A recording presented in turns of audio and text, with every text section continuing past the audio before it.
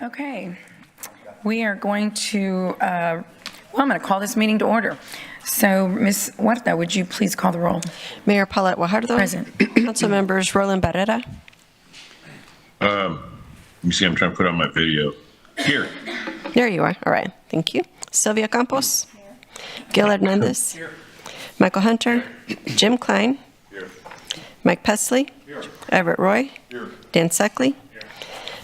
City Manager, we have Deputy City Manager Michael Rodriguez and City Attorney Miles Risley.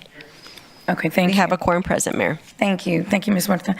So we have one item on this agenda, and that is today to go over or have this budget workshop on water and wastewater proposed operating and capital budgets and proposed utility rates for fiscal year 2025. Great. Good morning. I guess it's good afternoon. Good afternoon, Mayor and Council. Drew Molly, Chief Operating Officer for Corpus Christi Water. As the Mayor just described, we're here today to present our proposed FY25 budget for water and wastewater and the proposed rates for FY25. It goes without saying, I think, that there's been a lot of hard work that has been put into this budget, and I certainly want to thank the CCW team here behind me for their dedication and their perseverance, as well as our entire CCW team organization who works very hard every day to provide safe and reliable drinking water and wastewater services to our community. Next slide. So we're going to start by providing an overview of Corpus Christi Water and then proceed to the wastewater system, including a review of our achievements for FY24, the work we have completed as part of our consent decree, and most importantly, our proposed 2025 wastewater budget, as well as the proposed 2025 capital improvement plan. I will also summarize the three-year plan to implement the cost of service model for developing our water and wastewater rates, and then I will turn this over to Andy McCartney with NewGen, who you saw last year. Andy will present the proposed wastewater rates for FY25, and then we will provide an overview of the water system, which is to say I'll present the FY24 achievements, talk through the proposed 2025 budget and capital improvement plan, and then turn it back over to Andy again to present the proposed water rates for FY25. Next slide. It's important to point out that CCW operates as an enterprise fund. We are not supported by taxes. We are not impacted by the general fund conditions. An enterprise fund is a dedicated fund to support the operations of the water and wastewater utility. We operate this fund just like a business with the purpose of being efficient with our ratepayer funds. Our shareholders, I like to think our shareholders are our community that we serve, and we strive to meet their needs every day. Excuse me. Speaking of mission, ours has been very clear for over a century. The City of Corpus Christi provides treated and raw water to the region, which includes over 500,000 people in 7 counties. The city plans, produces, and delivers water with the goal of ensuring affordability, reliability, and sustainability. Drought-proofing it is our ultimate goal that we hope to achieve very soon. Our organization is relatively large compared to other departments. We have 590 budgeted full-time positions in order to achieve the mission we just described. All of the key individuals who lead this department are here today and are represented on this organizational chart. Our organization is essentially split between 2 directors. The director for water and support services on the left side of the screen here is Mr. Nick Winkleman. Mr. Winkleman manages the drinking water system as well as the utility billing office and the infrastructure planning and engineering group with close coordination between Mr. Winkleman and Jeff Edmonds in the engineering department. The wastewater system and the infrastructure associated with it, including all of our drinking water lines, as well as our wastewater collection system, is managed by Mr. Wes Nebgen. One change that we implemented this year is that CCW now has its own dedicated financial team with an assistant director, as shown on the far right, upper right corner of the screen, and that's to ensure that our financial business of our utility is well executed and maintained. That is led by Mr. Camille Terrace. We also have a new communications lead for CCW, Ms. Ashley Marion. And of course, Water Resources continues to be led by Mr. Steve Ramos, while our Utility Business Office and the water rate study work that we do is led by Ms. Reba George. So this highlights our senior leadership team for CCW. Next slide. This is a slide that many of us have seen before, and it's important to our community to reemphasize that our drinking water system is 100% dependent on rainwater. That's because we have a 100% surface water system, which means all of our drinking water comes from rivers and lakes. Our forebearers, I would say, did a great job in securing these water supplies. The infrastructure associated with these supplies is in excess of billions of dollars. Our water main supply comes from the Nueces River system. It's where we own the senior water rights and have ultimate control of these resources.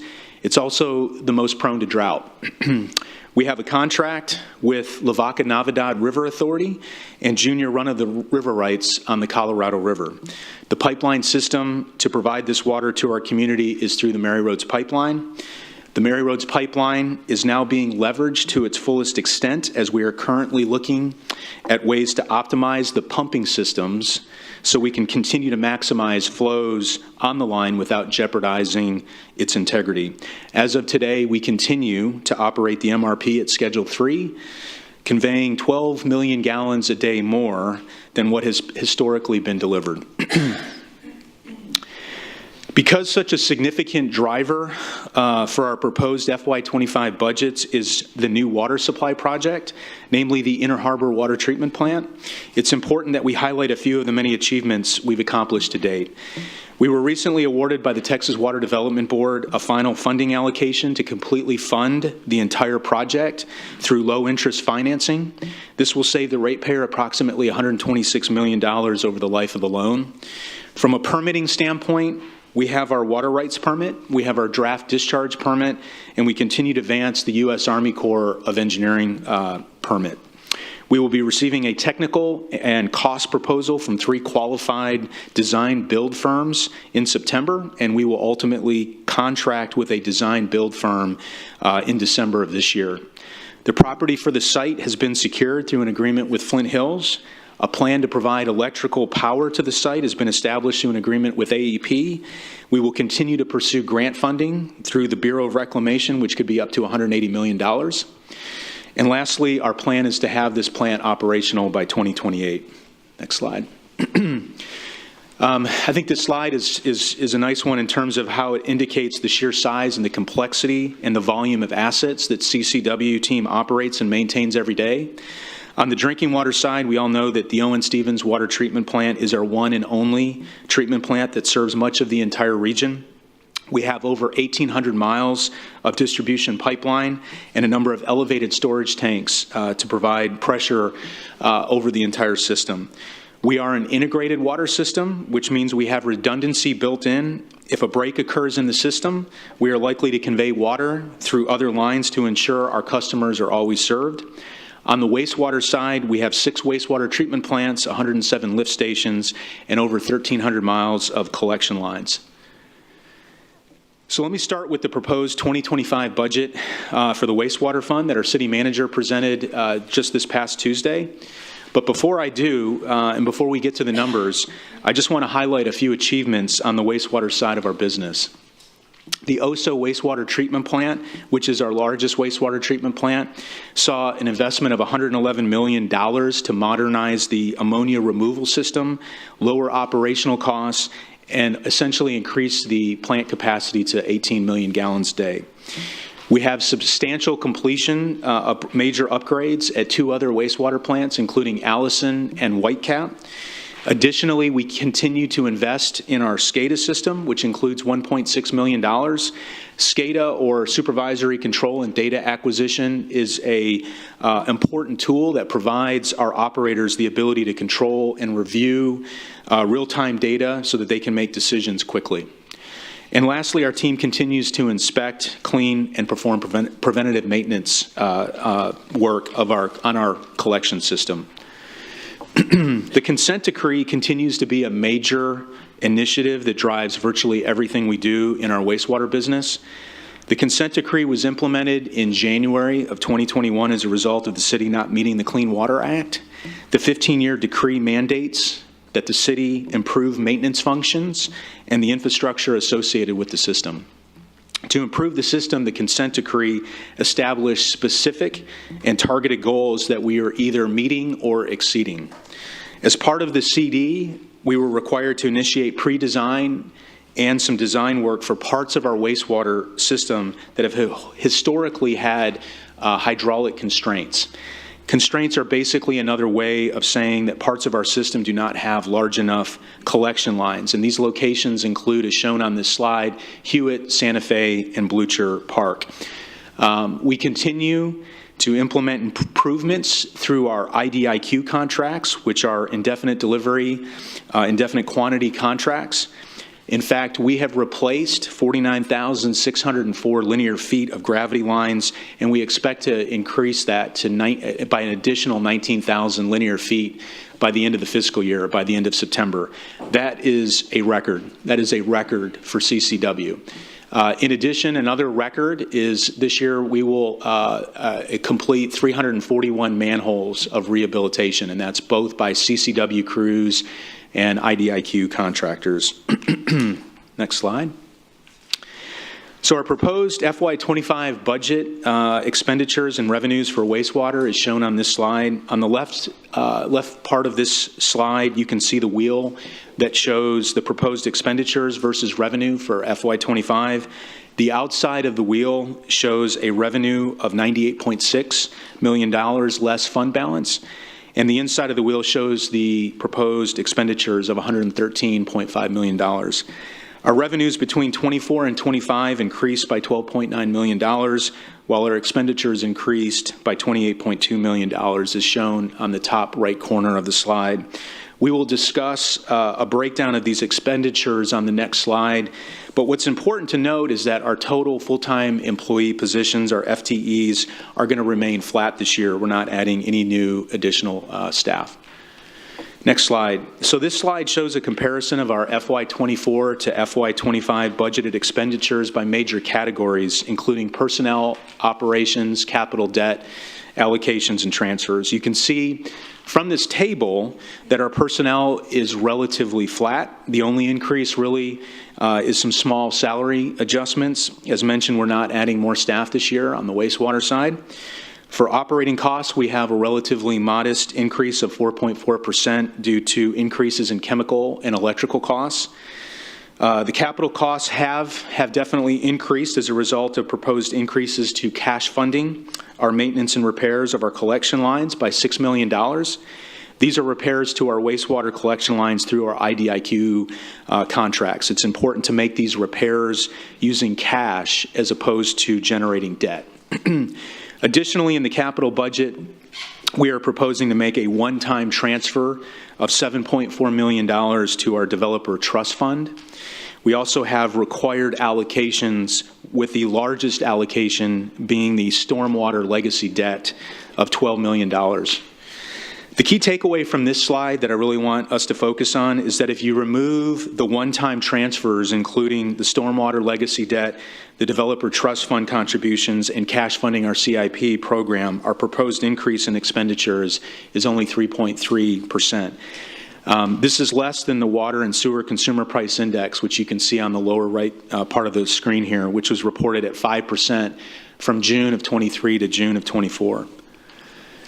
Next slide. So you can see a breakdown of our proposed expenditures by specific functions within our wastewater business. Virtually every aspect of our business is relatively flat, with the exception of the one-time allocations associated with the general fund transfers, the stormwater legacy debt, the trust fund contributions, and then the cash funding that we're proposing to do for the maintenance and repairs of our wastewater collection lines. Next slide. Our wastewater CIP program is a coordinated effort between CCW and engineering. I want to thank Jeff Edmonds and his team for their partnership and collaboration to ensure that we deliver these projects on time and within budget. You can see the various types of wastewater projects included in our CIP program, which include wastewater treatment plant projects, lift station projects, and then, of course, various maintenance projects and improvements. We have, as you can see on the second column, we have a total of 32 projects that are either in some state of either pre-engineering, design, or construction. Of those 32 projects, 25 are on schedule and 7 are delayed. I have a slide here in a second that I'll bring up that highlights the reasons for the delays of those 7 projects. I think really the thing to take away on this we kind of call it in CCW a scorecard, and this is something I think that really helps provide more context for the successes of the delivery of our CIP program. But I think really the thing that is a takeaway is that 78% of our projects are on schedule, and the budget associated with those projects is 81% on schedule. So let's talk a little bit about the delays. We do have some delays. This slide shows the 7 projects, the 7 wastewater projects that are delayed. So some of the delays are a function of waiting for funding to be delivered. Some are a result of just coordination with other departments, and some are a result of rescoping or rebidding projects to make sure that they stay within budget. The first project, for example, the one at the top, the Broadway wastewater treatment plant, is really just months away from being delivered this year, but of course it shows up on our delay schedule. So this will be coming to a bid in September, and then we expect hopefully that council will award this project in the first quarter of 25. The next 2 projects, including the backup generators and the Water Street wastewater line improvement projects, those are behind schedule as a result of some funding delays. You can see CDBG grant funding, and then you can see on the third one down the TIF funding that we're waiting for. The Upriver Road wastewater force main improvement project is being coordinated with Public Works. And so there's a coordination effort there. And of course, what we don't want to do is have to cut a street more than once. We want to do it once and be done. Certainly not wanting to add interruptions or unnecessary interruptions to our community. And then lastly, the bottom 3 projects are delayed as a result of some changes to scope, which really resulted in some value engineering to keep the overall costs within the project budget. A breakdown of our proposed wastewater CIP program for 2025 by category is as follows. We are proposing to deliver approximately $182 million of wastewater improvements next year.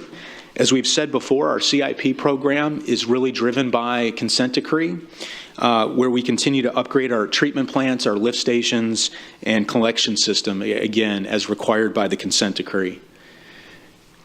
So for our proposed 2025 wastewater CIP program, you can see the projects that we are proposing here, a total of 29 projects with 2 new ones and 2 projects being moved from the long range to the current program. This includes the Allison Basin Trunk Main Replacement Project. It also includes the Laguna Shores Force Main Rehabilitation Project. The 2 new projects include the old Broadway plant site improvements. The current site has been demoed. However, the site still needs to be improved by removing some safety hazards and some other obstacles so that it can be fully developed. And then lastly, the second new project is providing financing to support developer trust fund projects. Okay, so before we turn this over, I'm going to bring Andy McCartney up here with NewGen. I do want to just pivot for a second from the wastewater budget that we just talked about and talk about the overall water and wastewater rates that we are in the midst of implementing.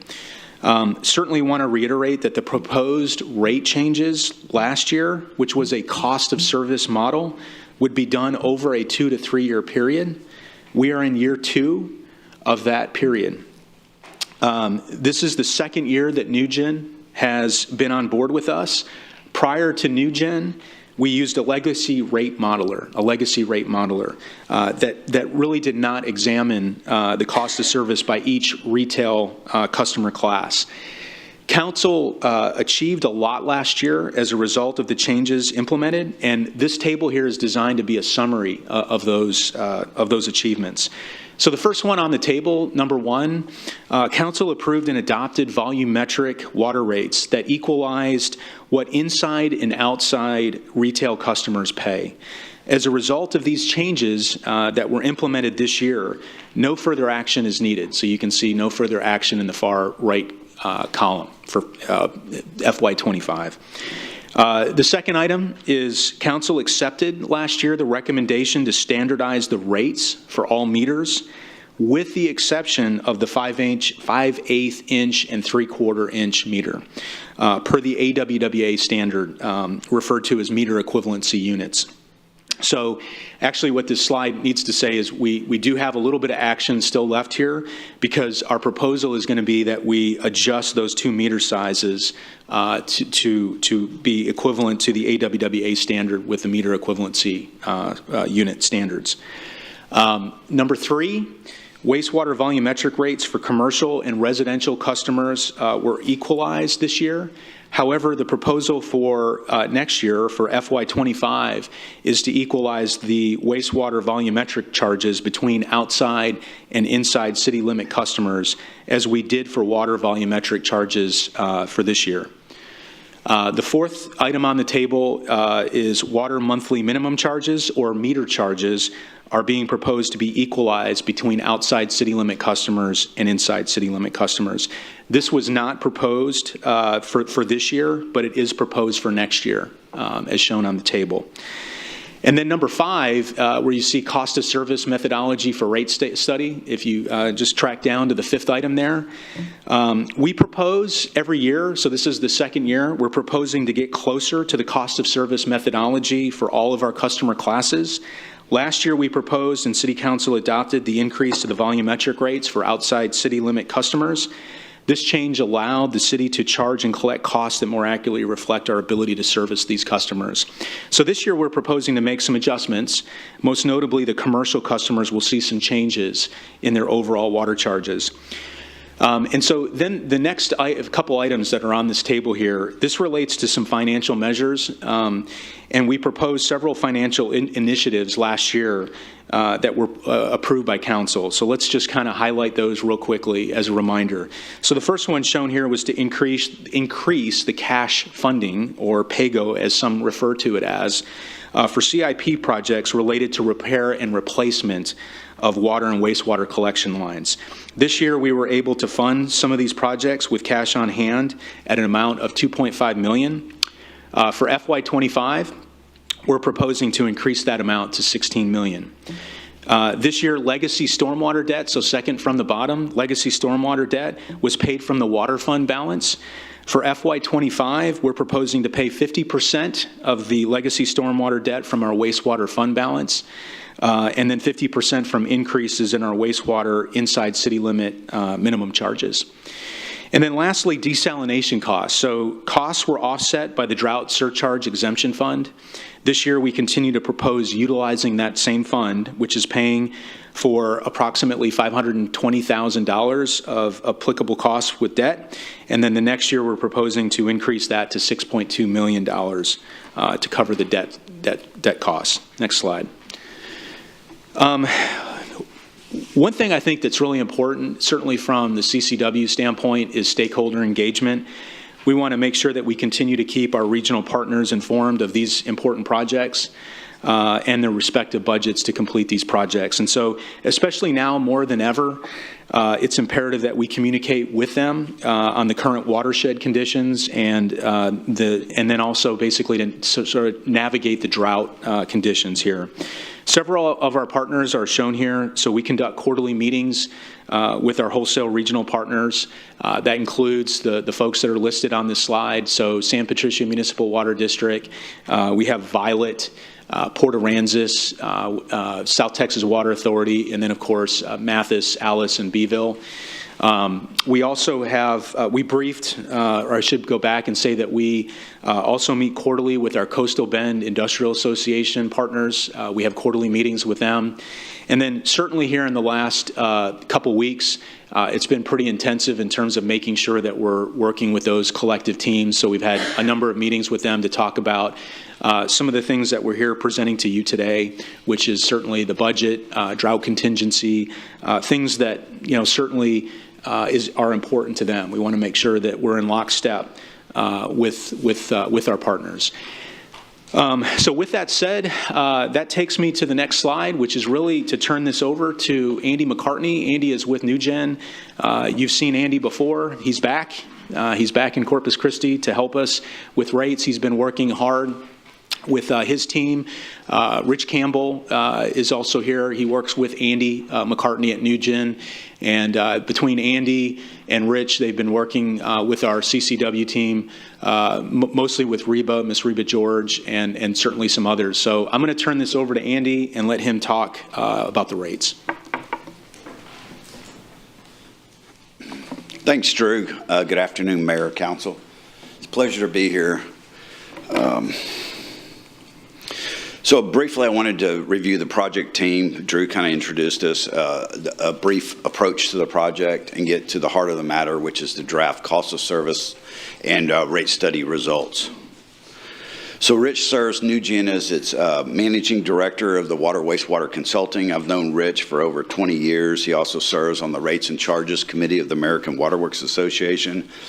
I handled the project management last year and was here during the budget workshop, and have worked with the CCW executive team for over a year now. I'm also serving my second year as the chair of the Rates and Charges Committee for the American Waterworks Association, and prior to that I served 5 years as vice chair. Tia Carnes worked on the majority of the study this year and last year. Tia is out of our Denver office. She couldn't be here today, but she was very vital in the successful completion of the study to date. And also Aiden Notes with our Annapolis office, again, worked on the study. While Corpus Christi is one of our major clients, we also have some other current clients that are considered major utilities in the state. Fort Worth Water, Rich is working with their staff on the retail rates. We're currently working on the City of Houston stormwater fee study. That's a multi-year study. And then Tia worked on the wastewater, and I worked on the water portion of the study for Austin Water, and we just got that draft report out to their staff on Monday. So our approach is we're utilizing, proven methodologies that are laid out in the M1, which is produced by AWWA, and also the Manual of Practice number 27 that's put out by the WEF, or Water Environment Federation. We also want to comply with all of your contractual agreements as well as your bondholder commitments that the city enters into when the utility issues debt on behalf of the city. Here's just a graphic. We went over this last year, but basically our approach is to determine your revenue requirements. That is the cost that it takes to serve your customers. And then we go through a cost of service analysis that's basically using the proven methodologies of the M1 or the MOP 27. We also develop a long-range financial plan for the utility executive management to use and looking out beyond just this year's rates. And then we get into the utility pricing or the rate design. We use the same methodology and the same model dynamics that we used in last year's study. We did take your retail revenue requirements, and we performed the cost of service analysis to get those costs out to the customer classes to see where they are in comparison with the revenues, and we'll take a look at that later. Our proposed rates today builds on the proposed changes last year that Drew reference, especially regarding the monthly minimum charges and the volumetric rates. And we're continuing that phase-in plan of moving all the retail customer classes closer to their cost of service. So that was one of our main goals. And so the results of the study for the wastewater utility, wastewater, your rate structure has a minimum charge that includes that first 2,000 gallons of water usage. You don't bill for that. We do not meter wastewater volumes, and that's because wastewater typically from smaller customers, there's just not enough flow to meter that accurate with any kind of accuracy, and that's just kind of an industry standard. Typically, large wholesale customers typically meter their wastewater, and that's because they have an adequate flow. You also have a volumetric charge, which is stated in terms of dollars per 1,000 gallons. For the residential customer class, that's really based on their winter quarter average, which is their water usage during the months of December, January, and February. However, with that winter quarter average, there is a cap of 25,000. So if a customer uses more water than that during that winter quarter, their winter quarter average will not exceed 25,000 gallons. For commercial and including the multifamily customers within the commercial class, that is based on their monthly water usage. And you see the little graphic down below. They all have minimum charges, volumetric charges. The commercial customers are their wastewater volumes are determined based on their actual water usage, while residential, it's based on that winter quarter average of water usage.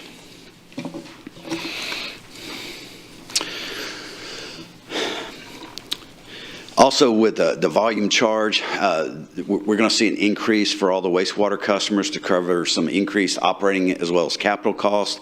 That minimum charge per month will increase for the inside city limit customers. And as Drew mentioned, we've got some legacy stormwater debt. And so the outside will be slightly lower, and that is the difference, since the outside city limit customers do not benefit from any stormwater infrastructure. Only the inside city limit customers are. Also, the proposed revenue from the proposed rates meets all the business needs as well as the debt service coverage requirements that are required for fiscal year 2025. So here's the result of our 2025 analysis showing the cost of service as well as the revenues at projected rates. We're getting closer to the cost of service. Some of our strategy that was developed with the Corpus Christi Water executive team was getting that commercial class closer to their cost of service, and then phasing in the residential customer class to get closer to their cost of service. And so a little bit of fund balance is being used to make up the difference. Again, this wastewater cost of service was developed using the methodology spelled out in Manual of Practice number 27. Next is a graphic of that table. And here you can see at commercial, we're getting very close to the cost of service, while residential is not quite at the cost of service yet.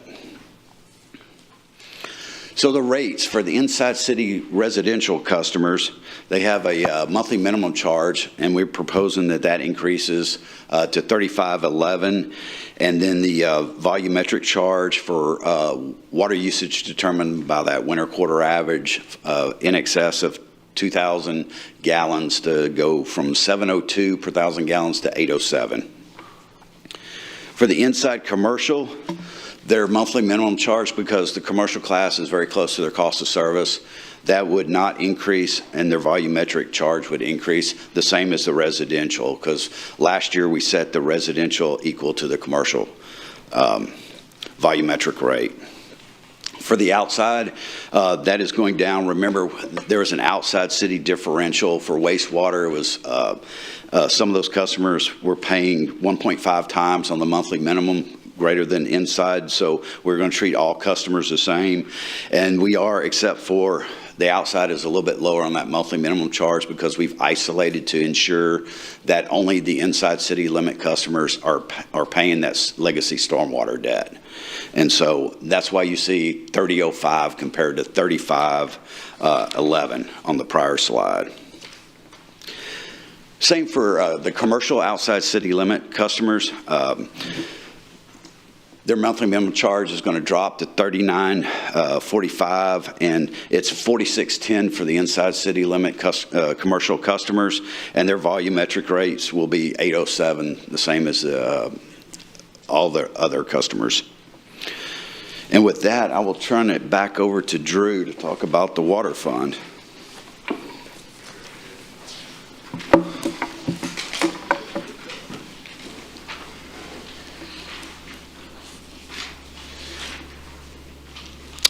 Okay, so thanks, Andy. Before we get into the numbers, kind of similar to what we were doing on the wastewater side of our business, we certainly want to highlight a few achievements on the drinking water side. So as we mentioned earlier, as I mentioned earlier, we were awarded the $535 million SWIFT funding through Texas Water Development Board for the Inner Harbor project. We also received a water rights permit that I think is something to certainly note. A water rights permit at La Quinta for 165,000 acre feet. We conducted this year an assessment of the Mary Roads pipeline, which showed that the asset is in very good condition.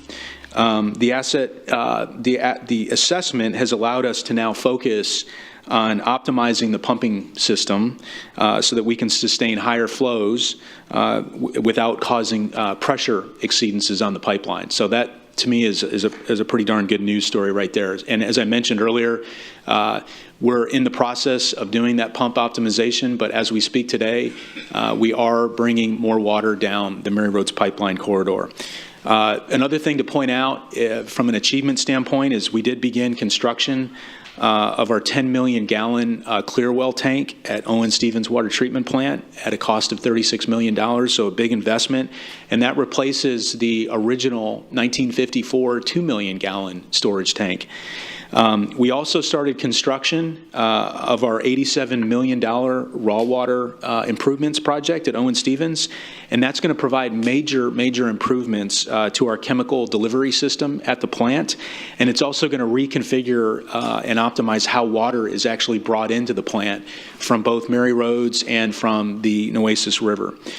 We're very close to completing our new 3 million gallon elevated storage tank in Flower Bluff. This new tank will replace the existing elevated tank, which is actually going to double it in size. The new tank should be online next week. And we're actually planning on having a ribbon cutting ceremony to celebrate that new infrastructure going in on August 21st is the plan. And then lastly, and certainly very important, is that we have continued to commit to infrastructure improvements with regards to our water lines. So we have replaced 60,000 linear feet of water line across the entire city. So just like we did on the wastewater side, our proposed FY25 budgeted expenditures and revenues for water is shown on this slide. On the left side of the slide, you can see the wheel that shows the proposed expenditures versus proposed revenue for FY25. Of course, as I mentioned earlier, the outside of the wheel shows a revenue of $169.6 million less fund balance. And then the inside of the wheel shows the proposed expenditures of $175.5 million. Our revenues between 24 and 25 increased by $11.9 million, as shown in the table on the upper far right corner, while our expenditures increased by $14.9 million, as shown on the top right, as I just mentioned.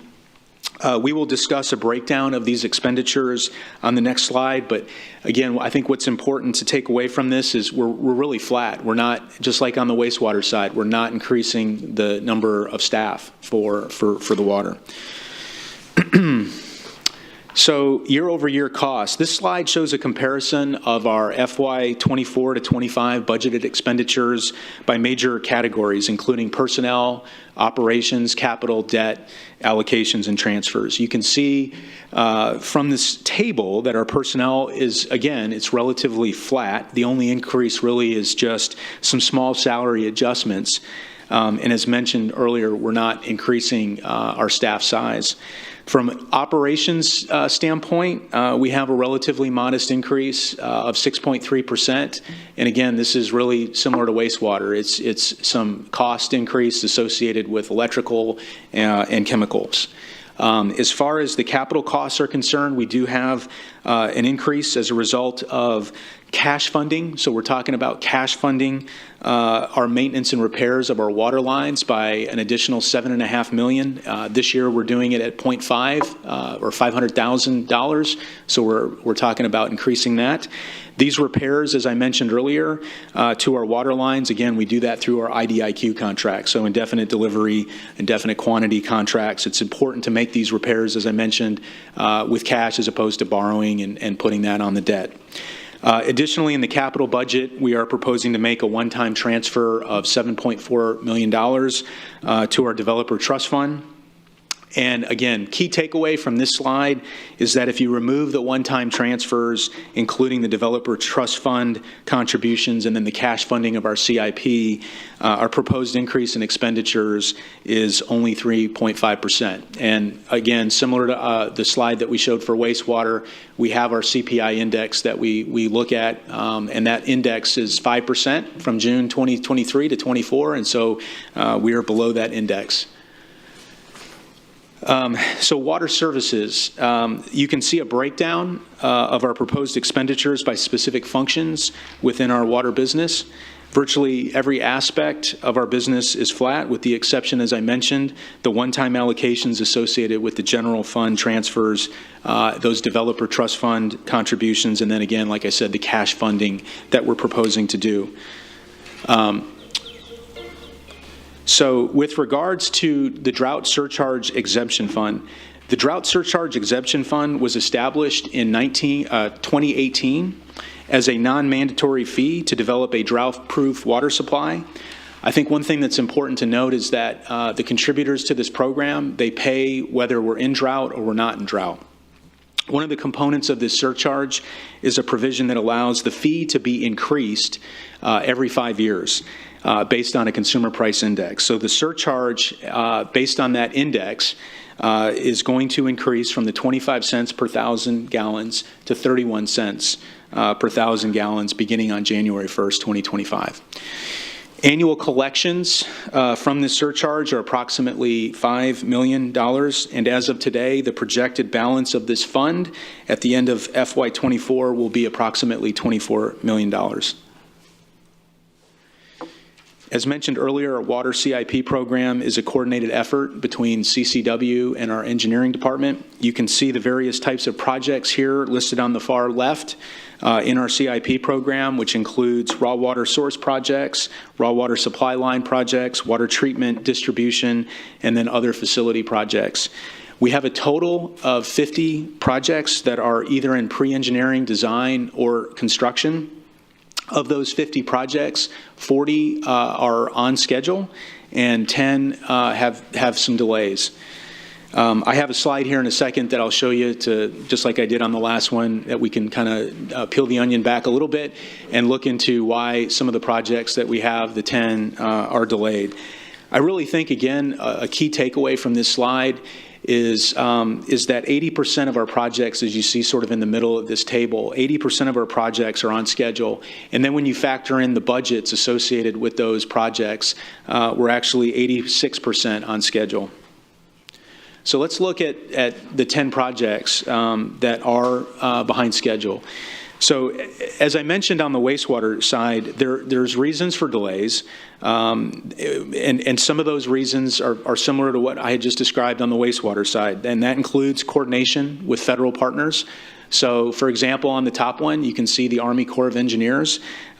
We sometimes, have to wait on some of those permits, and that's an example of one where we're waiting on some coordination work with the Army Corps, which entails a new pier and boat ramp on the Wesley Seal at the Wesley Seal Dam.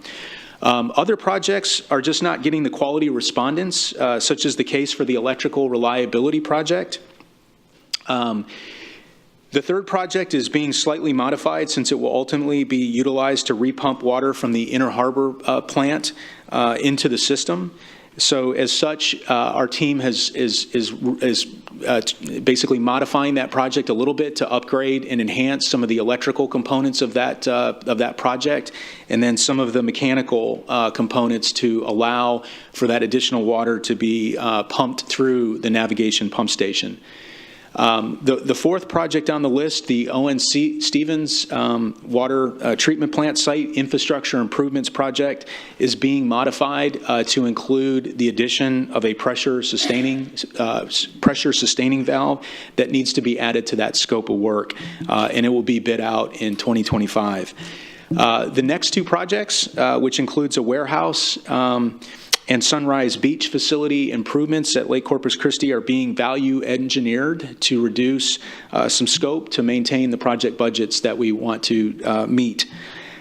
We also have the Flower Bluff and the Leopard Street and Upriver waterline replacement projects that are behind schedule due to some engineering components, but are expected to bid or to be bid out in the first quarter of next year. The Upriver Waterline Improvements Project was delayed to coordinate with Public Works on a future street reconstruction project. And then last but not least, the Corpus Christi CCW water wash rack project was canceled. It's been put into a different project called the Civitan Service Center Master Plan Improvement Project. So that's an overview of the projects that that are behind schedule. But every one of those, I believe, has a pretty good justification for why and how we are going to continue to manage the capital program, not just with CCW, but certainly in collaboration with our engineering partners led by Jeff Edmonds. Okay, so a breakdown of our proposed water CIP program for 2025 by category is shown here. We're proposing to deliver approximately $517 million of water improvement projects next year. Much of our future depends on new water supplies, and this budget has $250 million, as you can see on the far right side of the pie, of investments, or nearly 50% of our overall CIP program, which is categorized as water sources on the pie chart there. Of that $250 million that we're showing, $220 million is allocated to our Inner Harbor project. The other 48% of the pie chart that you see is devoted to other types of capital improvement projects like water treatment, distribution lines, and then raw water supply lines. So for our proposed 2025 water CIP program, you can see the projects that we're proposing for 25. A total of 53 projects with 4 new ones and 2 projects being moved from long range to the current program. These include reuse water. That's one that's gotten a lot of attention, so we're planning on developing water reuse. And then, of course, an important project is the meter replacements of and upgrades of our water meters. So that's being moved in from the long range. The 4 new projects that are being added, we have a project at Choke Canyon. It's a sluice gate project. We have some commitments that we have to make to our friends at Lavaca Navidad River Authority. So there's some work on the Lake Texana Dam and some channel repairs. So we've been closely working with our partners there, and there's going to be some financial commitments. We have some work at the Nueces River Pump Station piping and some system upgrades there. And then lastly, we have some commitments made to the Developer Trust Fund projects.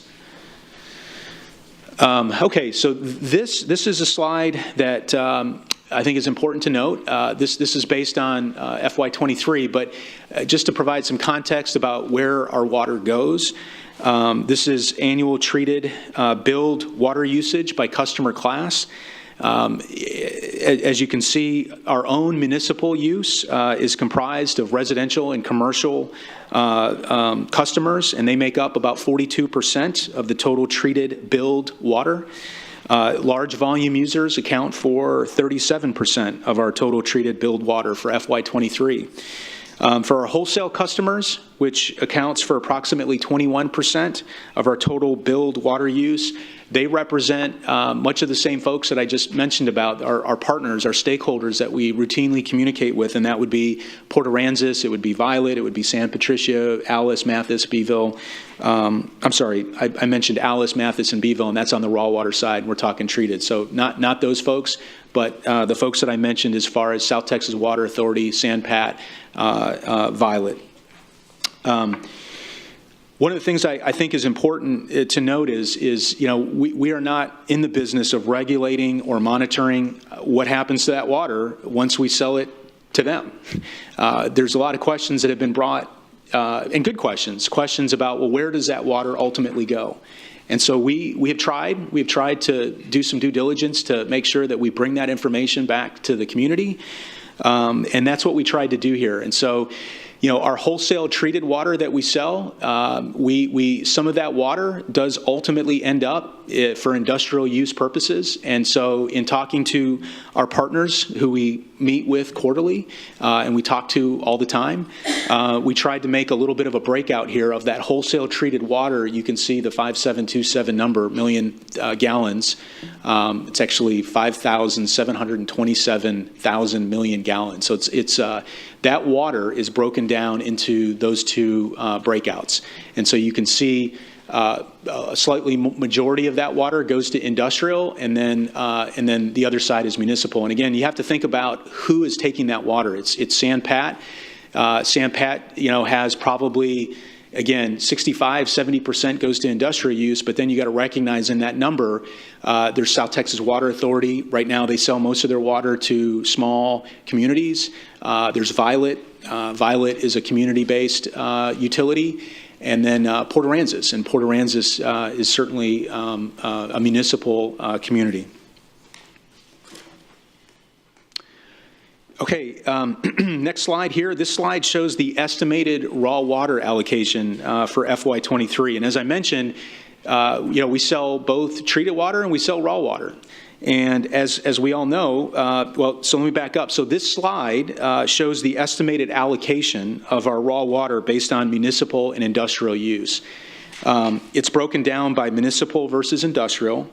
And the municipal raw water customers that we serve are the ones that I had just mentioned a second ago, which would be Alice, Beeville, and Mathis. And of course, some of those municipal customers are our South San Patricia Municipal Water District. And so what we're trying to do is we're trying to show a pie chart that hopefully somewhat simplistically kind of breaks out where the water ultimately ends up. And so based on what we've been able to determine, it's approximately this. That doesn't necessarily mean that that's how it's going to be this year. That's just how it was in 23. And so on the industrial side, we sell raw water to San-Pat. And they have, as you can see in this table, they have an estimate of about 73% of their water is utilized for industrial purposes. And then Flint Hills and Celanese also have the ability to take raw water out of the Nueces River. And then we do get questions about who are the large volume users, who are the entities that are accounting for a lot of the large volume use. And this is a list of some of the larger companies that take the water. And so, so here's the list. At this point, I'm going to turn this over to Andy McCartney, and he's going to wrap up the discussion and the presentation with regards to our water rates.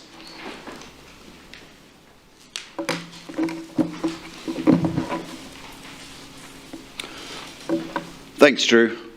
On the water rate structure, currently you have a raw water charge per 1,000 gallons, and that also includes a nickel per 1,000 gallons for the water supply development fee.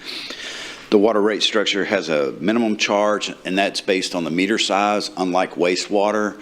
And also, the first 2,000 gallons are included, or they're basically free. And so this minimum charge, it increases based on the size of the meter, using these meter equivalency units that Drew had mentioned earlier. For the large volume customers in their first 10 million gallon block, they have a fixed fee or charge that they pay. Currently, that's $24,202, and that includes their first 10 million gallons of water. There's also a volumetric charge, and that's stated in terms of dollars per 1,000 gallons. And you can see some of the meter sizes off to the right of the slide that Corpus Christi bills for.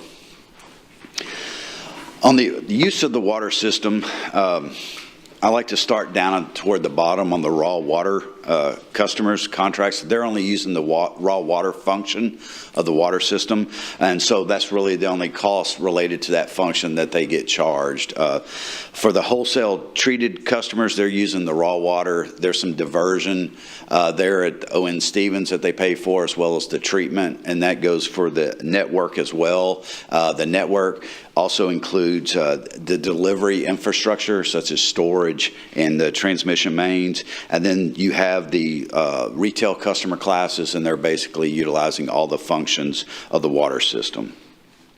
I wanted to start with a review. Since last year, the water rates per customer classes, a lot of folks here in Corpus Christi were looking at that for the very first time.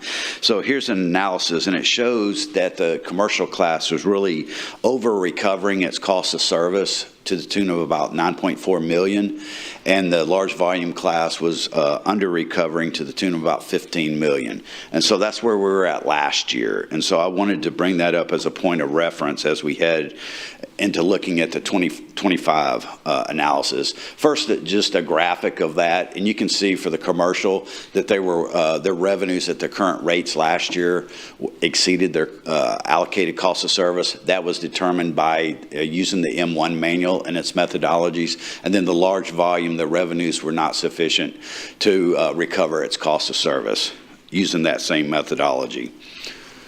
So here's the 2025 analysis, and we've gotten really a lot closer, and that was our strategy moving into year 2, was to move all the classes closer to their cost of service, determined by this proven methodology. And you can see that large volume is just about to their cost of service, within $116,000. The commercial class, it's 2.8, still over recovering. Next year, we hope to get them to their cost of service. So their over recovery has decreased from 9.4 million down to 2.8 with this. Irrigation last year was way under recovering, and now they're just over recovering by a little bit, and we'll see their rates. And then residential, they're under recovering by just about 1.3 million. So here's a graphic of that.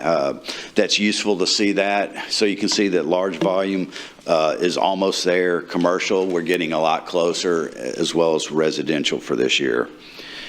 Our proposed water rates, we're going to set that monthly minimum charge and the volumetric rates equal for the inside and outside city limit customers. The residential volume rates have been adjusted, so we added a higher tier 5 for usage greater than 25,000 gallons in a month. We also lowered the cost of the tier 2, and we'll see that here in a little bit.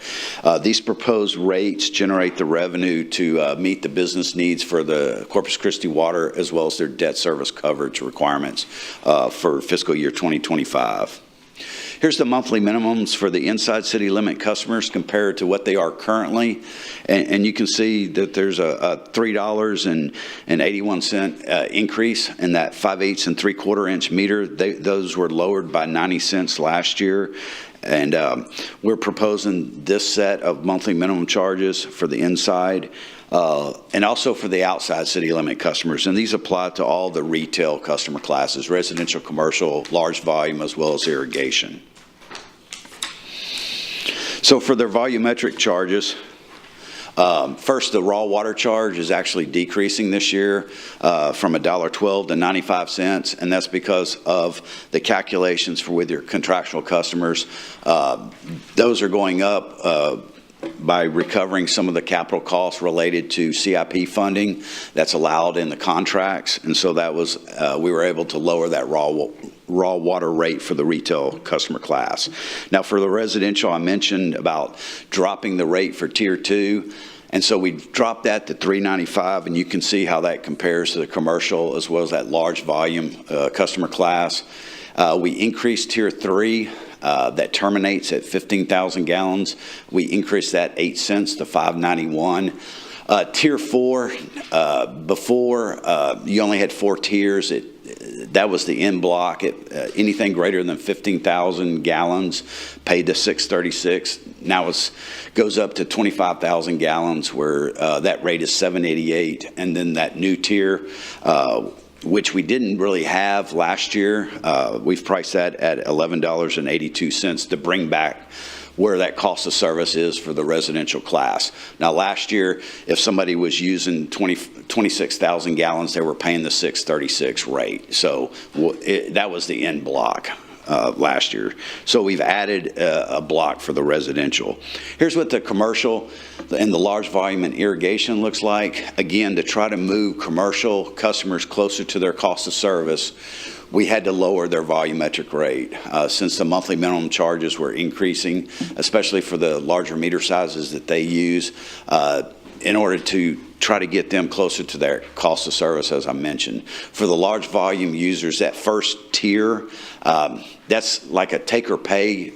They pay for that, even if they use less than 10 million gallons in a month.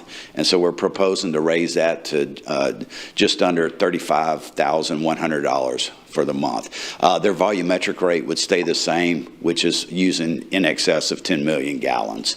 The irrigation rate, we have set that equal to that Tier 4 for the residential for irrigation purposes for those commercial and residential customers that want to have an separate irrigation meter so that they don't have to pay wastewater on that, since that water is not returned into the collection system for ultimate treatment at one of the Corpus Christi Water's wastewater treatment plants.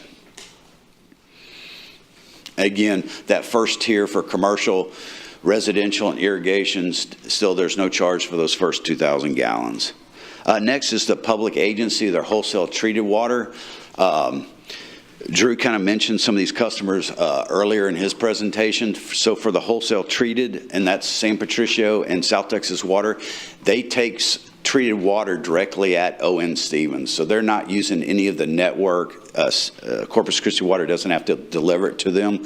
They have their own network there at O.N. Stevens where they take delivery of that water. So they pay a raw water charge that's increasing 12 cents to $1.14. And their treated charge, which includes that raw water diversion, is increasing from $1.74 to $2.09. There's a lot of capital involved in that and needing to meet debt service coverage according to their contracts. And so we've calculated these rates in accordance with those contractual terms.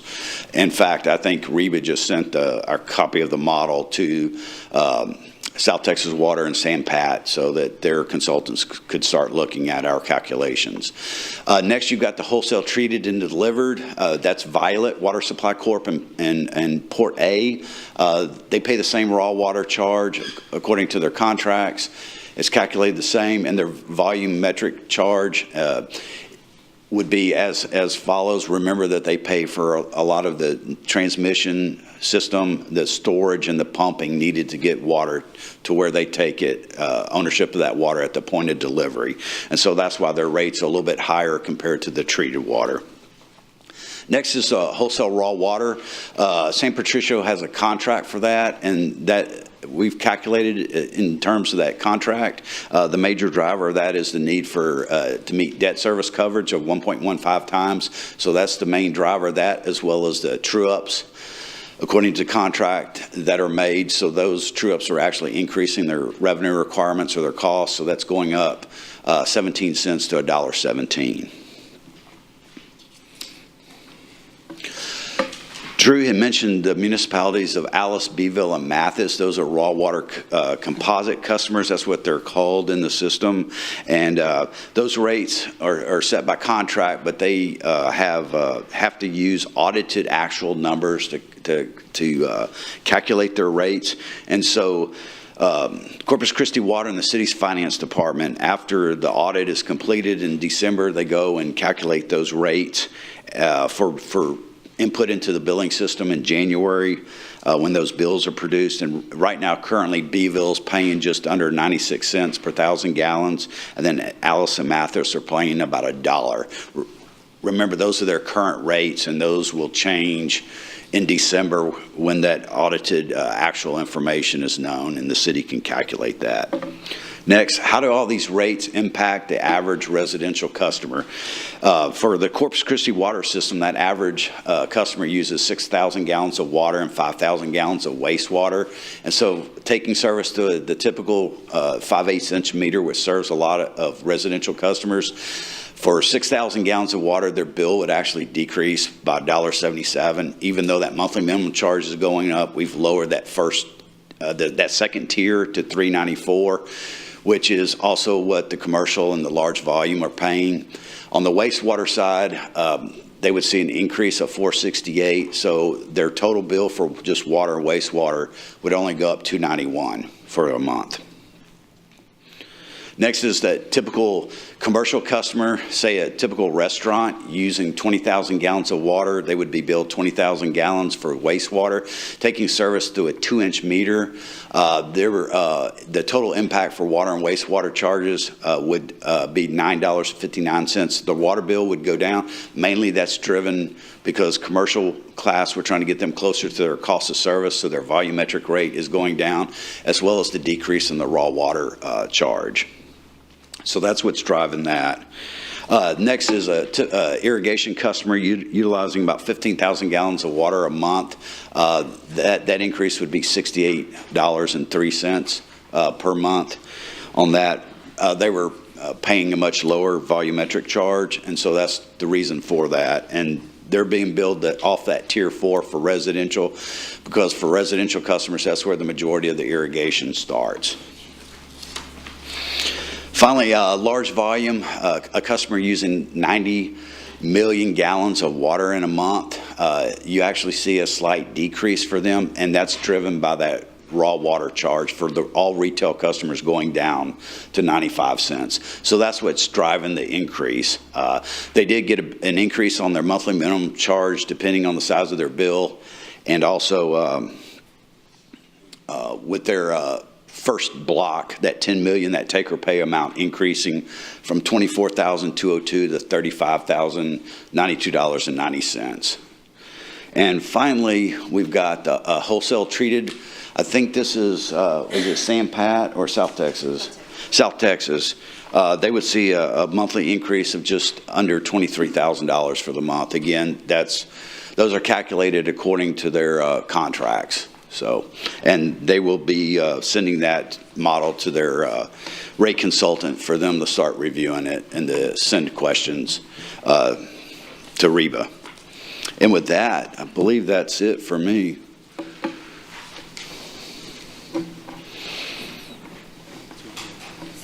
I think we've got some questions or comments. Councilman Suckley. Thanks, Mayor. Great presentation, Drew and Andy, both y'all. Me being the second time I've been through this budgeting process, I feel like we're light years ahead of where we were last year in terms of talking about rates and understanding, where it's equitable and where it's not, and right sizing things. So thank you for all the work that you guys have done, staff's done, put in a lot of hard time to evaluate and make the right decisions. So I appreciate that. In no particular order, I've got lots of questions here, but with respect to, kind of forecasting what the budget looks like in future years, Drew, it seems like a lot of the infrastructure projects, especially, there's a lot of pipe replacements, tens of thousands of feet, it looks like, both on the wastewater and the water side. So it appears, off of all those operational expenses we have of repairing and band-aiding things, it seems like there's probably some cost savings from operating expenses going forward. So hopefully that's the case, that we see that as all those pipes, the 50, 60-year-old pipes get replaced and things. So that's... I think one of the things that our team recognizes as a result of the improvements that we make on replacing those lines is the extraordinary benefits that you get from having a system that doesn't have the type of leaks that you see in other cities. And I think one of the things that we were even just talking about today is the tremendous response that our team has internally in terms of the turnaround times that we take to get water main repairs replaced and repaired. It's really, frankly, I give a lot of credit not just to the CCW team, but it's the community. The community has a level of consciousness that does not accept water loss. And, we talk a little bit about water loss. In fact, we've got a memo that we're going to send to council because that's been a question that's been asked. But I think to your point, the repair work that we're doing we're seeing the dividends as a result of that, and it's only going to get better. Yeah. Because we want to continue to meet those requirements. We want to continue to be the city that leads the other Texas cities. And frankly, we're in the top tier. We want to keep that top tier there and continue to improve. Great. With respect to the budgets, both on wastewater and on water, the capital category, as you noted, there's some pretty significant non-recurring items. Some of it is things that we chose to do, like the cash purchases of things, which I think is great. To continue to lessen our reliance on debt going forward is great. It's something that we opted to do, though. It's not a necessity, so it really could be non-recurring in the future for future councils if they want to look at it that way. But also the things like right size or fixing the trust fund model, zeroing out the trust fund that you guys are absorbing in this budget here. The combination of those two items is $22.7 million between both wastewater and water that are non-recurring, that future councils are going to have the ability to decide, what to do with that money that's non-recurring. So kudos to you and the staff for the way this budget laid out with respect to that. On the meter equivalency, I should have asked this previously, but with respect to the 5/8 inch and the 3/4, and then there's about 150% jump to the 1 inch. What justifies that big jump in it? Can you tell me as a part of that answer, what portion of the 1 inch meter users are residential? I can tell you how those meter equivalency factors are calculated. It's based on the flow capacities of the meter. It's not linear. For example, a 10-inch meter has 150 times the capacity of a 5/8 inch meter. And so it's based on the flow capacity. So AWWA has a manual, the M6, where it's just about metering water, believe it or not. And they look at all the different flow capacities in there, and they have a table. And so you calculate that meter equivalency by dividing, and you have a base. So the base for Corpus Christi water, they've selected 5/8 inch and 3/4. So that's considered a base. Generally, the majority of your meters on the system are 5/8 inch and 3/4 inch. And so you calculate those MEUs based on those flow capacities and rated in gallons per minute. That just seems, I'm just trying to think logically, it seems like if you provide someone a meter to buy more water, and we have a scale that goes upward, so the more you buy, the more you're going to pay per gallon, you wouldn't necessarily ding somebody for the size of the meter because they're buying more water, and you're charging them more for the water. So I'm just trying to understand. I didn't know if the basis was, well, when we go out and set that meter, when someone builds a house, it costs us $2,000 to do a 1 inch meter versus $1,000 for a 3/4 inch meter. No, sir, it has nothing to do with the installed cost of it. It's based on the flow capacity. Okay. That just seems, like I said, it seems like if we're charging people on a scaled rate to charge them more for water, why would we ding them on the size of the meter? Well, it's because those larger meter sizes, the theory is they have a greater capacity to put a higher demand on your system by if they didn't, a lot of people, give me the, 4-inch meter. So if they weren't paying for it, they'd want a 4-inch meter. If they were using what could be served by a 5/8 inch meter, then they have so much greater capacity to put a demand on your system. It's from a system planning point of view because of that extra demand, because you have to plan for that projected demand. I'm not an engineer, but that's what I've understood from all my engineer friends in the industry that I've worked with over the years. Okay. Your other question regarding how many residential customers have a 1 inch meter, that is about 2,400. Have a 1-inch meter. And what is the total number of meters of 1 inch? The commercial has the other part of it, and it's about 2,200. Okay, so more than half is residential. Yes, sir. Wow, okay. Interesting. All right, thank you. Last couple is, Drew, in my briefing, I had made the comment and/or recommendation that we look at possibly, since this proposed budget has the proposal to significantly decrease the commercial rates by about 30%, the retail portion of the commercial, is for us to consider doing away with the free 0 to 2,000 gallons, because large volume is commercial as well. So I think it makes sense to combine all commercial into one category, and you don't get, quote, free water from 0 to 2,000. Because if we did it in this budget now, it would easily be absorbed by the benefit they're going to gain by the rate decrease. So they would still get a decrease in their overall cost to them, but we're absorbing by making all commercial not having free water. So is that something we can still consider doing? You know, that's something that we've certainly talked about. In fact, we were just talking about that this morning. And so I think that's clearly, there's some massaging, if you will, that will happen over the next couple of weeks. And that's something we will look at and just determine with some calculations, does it truly benefit the way you describe it? I think conceptually it makes sense.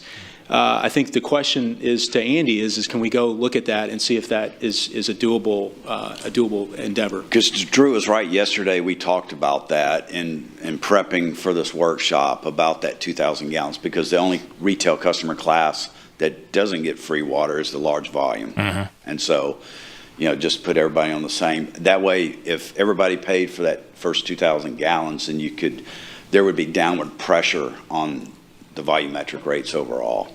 Yeah. All right, well, great. And lastly, is that capital project on wastewater that got moved up, the Laguna force main?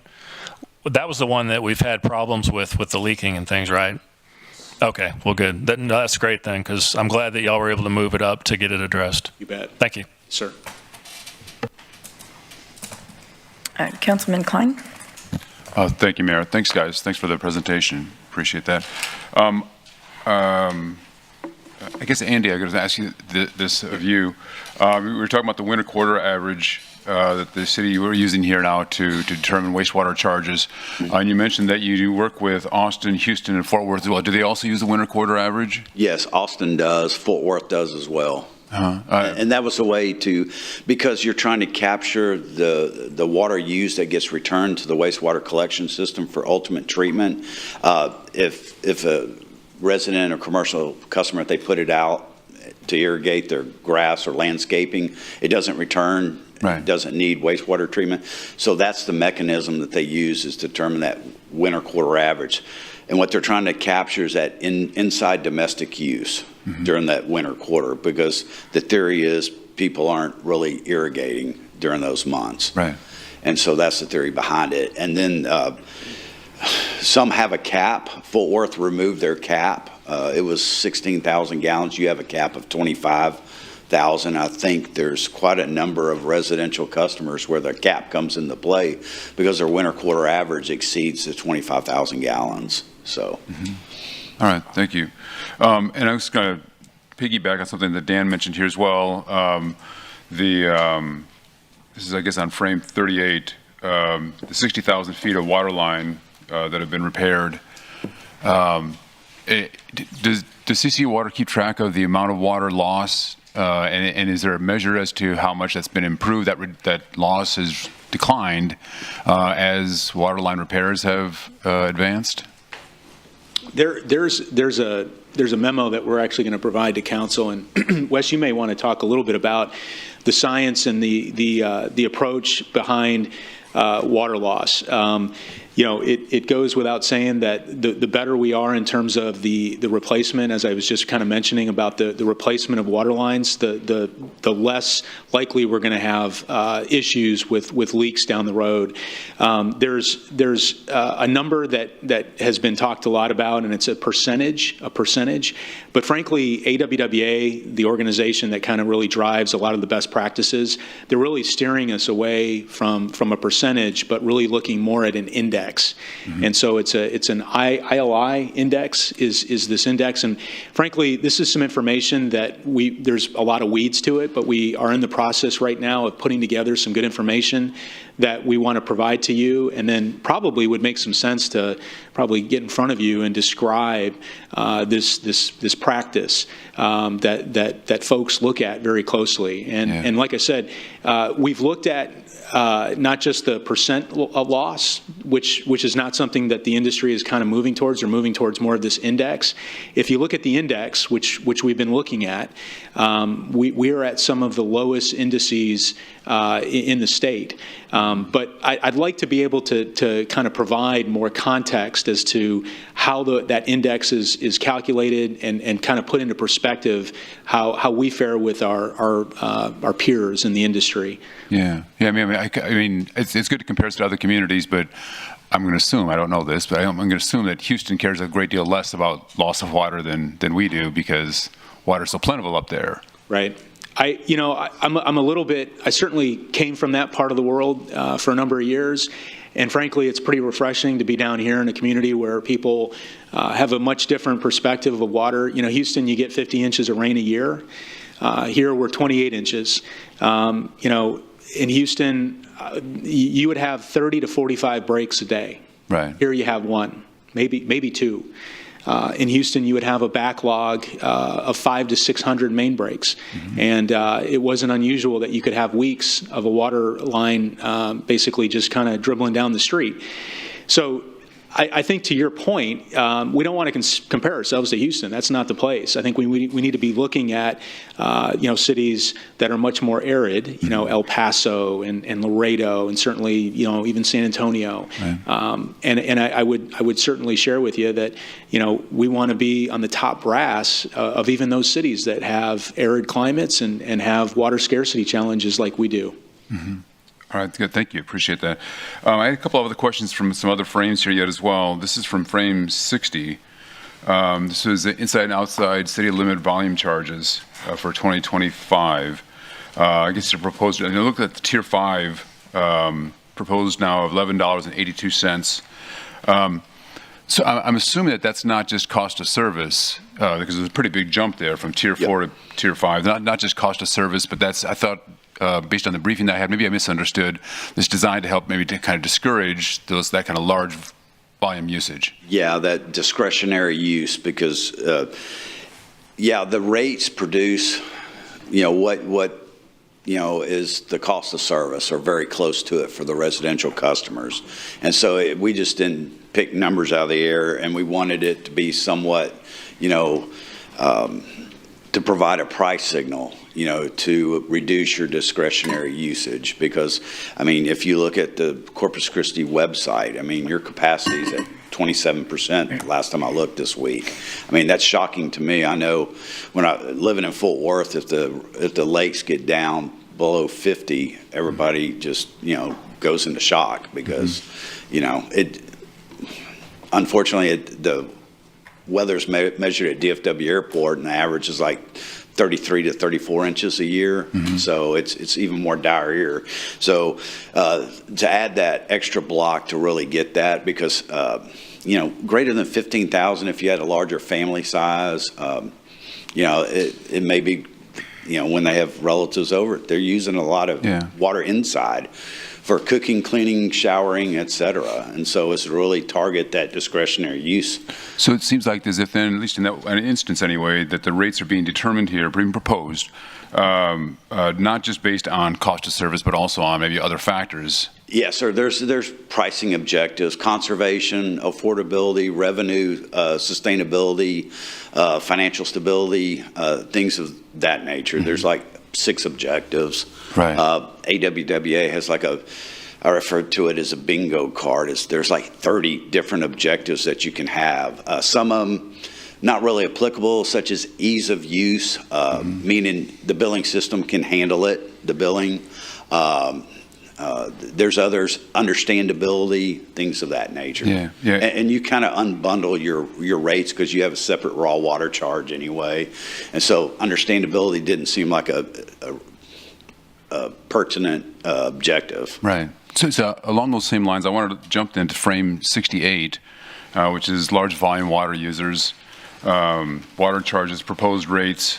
And I guess I'm going to assume anyway that you see the proposed rate here for the large volume water users as merely cost of service, trying to cover that cost of service, not, you don't view this as discretionary water usage, even though it's very large quantities. Yes, sir, because they're typically an industrial customer is using it in their industrial processes, and it's required as part of their business, and it's not really considered discretionary at all. And so, that's just kind of the way it's historically always been seen. Yeah, we have an example, I guess, here locally. I think I talked to Drew about this a week ago or in the briefing. At least one of the local industries here has found a way to pretty significantly, I guess, conserve water. I don't know, 15% they cut off their water usage thereabouts.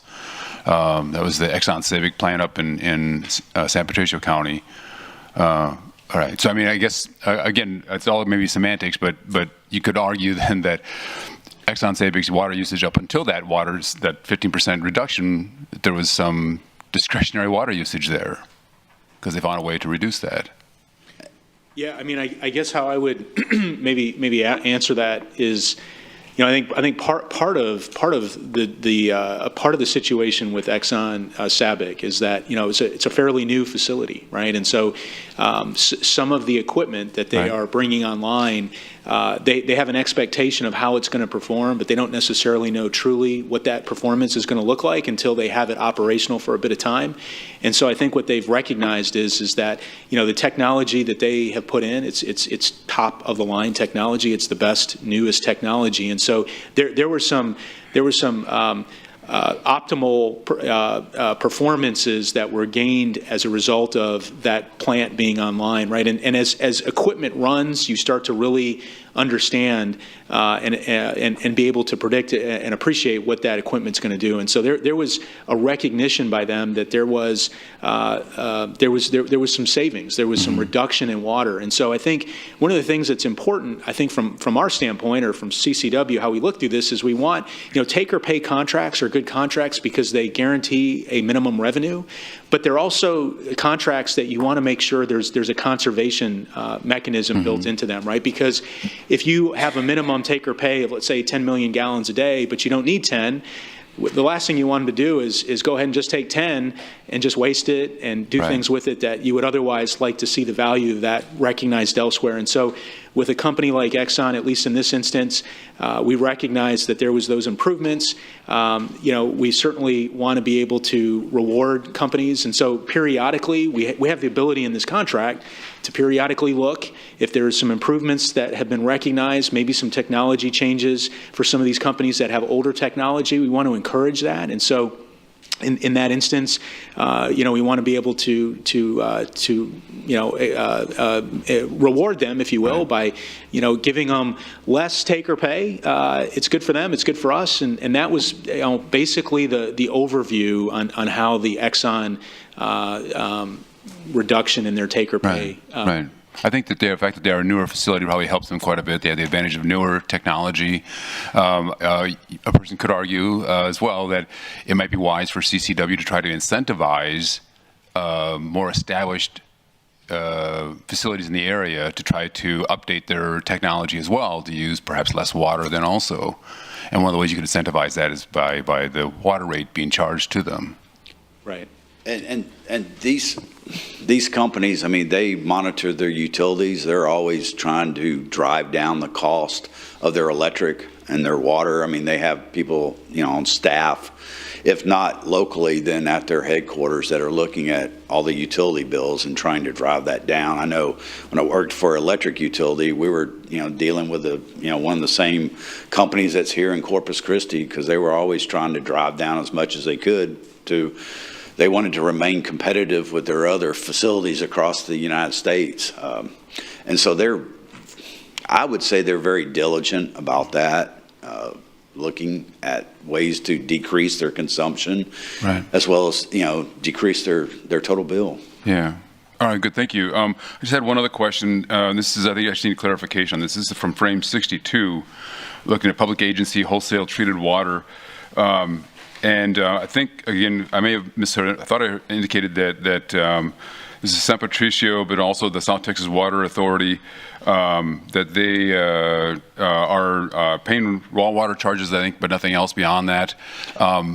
I thought I heard you say, maybe misunderstood, that they take the water directly from Owen Stevens. Do they have their own water lines that they maintain themselves then as well? So there's no expense at all to CC Water? Correct. Okay, great. I just needed clarification on that. Yes, sir. Yes. Thank you. That's all. Councilman Hernandez. Okay. By the way, I'm still waiting for my signed M1, updated M1. The autograph. It's the out of autograph my one. control. It's in the hands of the American Water Works Association. Okay, all right, well, And so it'll be sometime next year. all right. Just a reminder. Okay, Drew, just to start off, I wrote a list of questions here.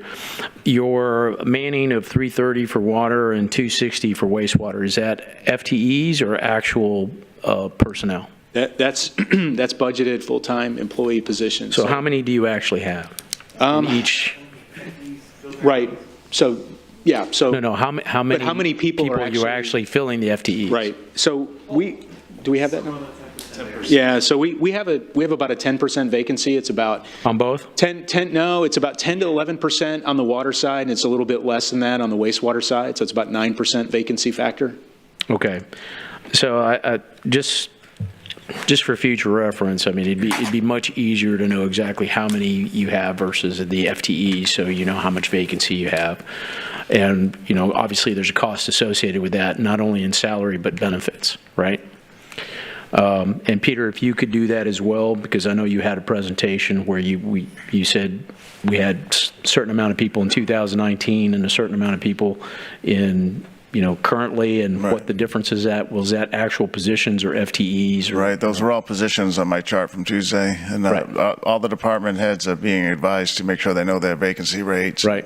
Yeah, and that changes, though. I mean, tomorrow, it's going to be a different scenario, different positions are vacant, so, but they're ready to talk about vacancy rates. And, Right, just so, I mean, you could use percentages, that's fine. Yeah, no problem. We have to understand that you may have 4,200 FTEs, but you only have 3,900 people. Right. Right? And Yes, sir. so There is a difference. There's a difference because you're not paying for those positions, right? That's right. If they're open. No, sir. Okay, so I just want to be clear on that. In your wastewater department, you had mentioned that you had a 6% increase in your debt service. So that brings you, and you have two dollar amounts. You have your revenue coming in and you have your expenditures going out. And you're spending a little bit more than your revenues coming in because you're drawing down some of your reserve balances to get down to what our budget policy is of 25%, right? Correct. Just stating that correctly. So if you're looking at it from just the amount of revenues coming in, your percentage of debt to your revenues is 21.5%. Right, so as a total of your actual budget. As you're going forward, year to year, do you see that going upwards or downwards? So I ran that calculation, Councilman. I didn't do it just on the wastewater side. I did it as a percentage of expenditures, debt as a percentage of total expenditures for. So you did it water by and wastewater. expenditures, not by revenue? Well, I did, and I've got the revenue here so I could run the math, but it's basically we're at about 30%, and so I didn't break it down by water and wastewater. But to answer your question. Well, I did both. Okay. So for wastewater, it's 21.5% for revenue and 18.5% for expenditures, or 18.7. So, I mean, But obviously, your revenue, you can't continue to kind of deficit spend if you don't have the balances, right? And you're drawing them down. Right, so we're basically this year, we're using all of our fund balance to essentially use it for various purposes that was, I got described you. earlier. I got you, Yep. and that's okay. That's okay. I just, it's not something that you can do every year, obviously, so you have to accommodate that. So I'm looking at your revenues, not necessarily your expenditures. Right. Okay, so looking forward, and I'm trying to separate these out, water versus wastewater. Okay, wastewater, obviously we have the EPA consent agreement, and we have certain things we have to do. With that, how much, you had a lot of delays in some CIP projects in wastewater. We'll get to water later, but go wastewater. How much of that, as a percentage of your total CIP plan from last year, how much did you complete? Or at least achieve in terms of that plan? Because some of it's not complete. You spend money going through that, and some projects are multi-years. How much of that did you achieve? Are you talking about the slide that we showed, which is kind of deemed our scorecard, which I believe we had? Right, you had a plan for wastewater of 104, short-range plan for that year. I think it was 100 and, oh shoot, I don't have it in front of me. Councilmember, for wastewater, the plan was $127.3 million for fiscal year '24. We had 32 projects, 25 on schedule, 78% of those projects. So that equated to a accomplished budget of $102.7 million out of the 126.3. So about 78% of your plan you were... 81 on the budget, 78% on the projects. 78, okay. But 81% on the budget. Does that include the addition of the modifications when the CIP, I'm sorry. No, I wouldn't have... We had no amendments to... You had no amendments to last year? No. Okay. Not on the, speaking as the ex-budget manager, there were amendments to the CIP, but not in water or wastewater. Okay. That's good. Thank you. So getting back to the question, do you see it your debt service increasing year over year for the next few years or decreasing? I see, based on where I sit, I see the numbers going up. I see the numbers going up over the next few years. I think, we're talking on the wastewater side, so right. I'm sure you're going to have some questions on the water side as well. Oh, yeah. But, I do think that there's some fairly intense capital improvements that still need to occur, as you mentioned very well. Part of our path moving forward on the wastewater side is a consent decree. So, as you just mentioned, we've got a federal consent decree that has certain requirements, and I think we're doing a good job. There's going to be some additional work that needs to be done, but I don't have that exact number as far as what does that debt look like as we go forward in the next few years. But I would say that it's probably likely that number does elevate or does increase. Okay, so as part of your rate model, it includes fixed cost and variable costs, or what you refer to as commodity cost, right? So your debt service cost, would that be considered part of your fixed cost?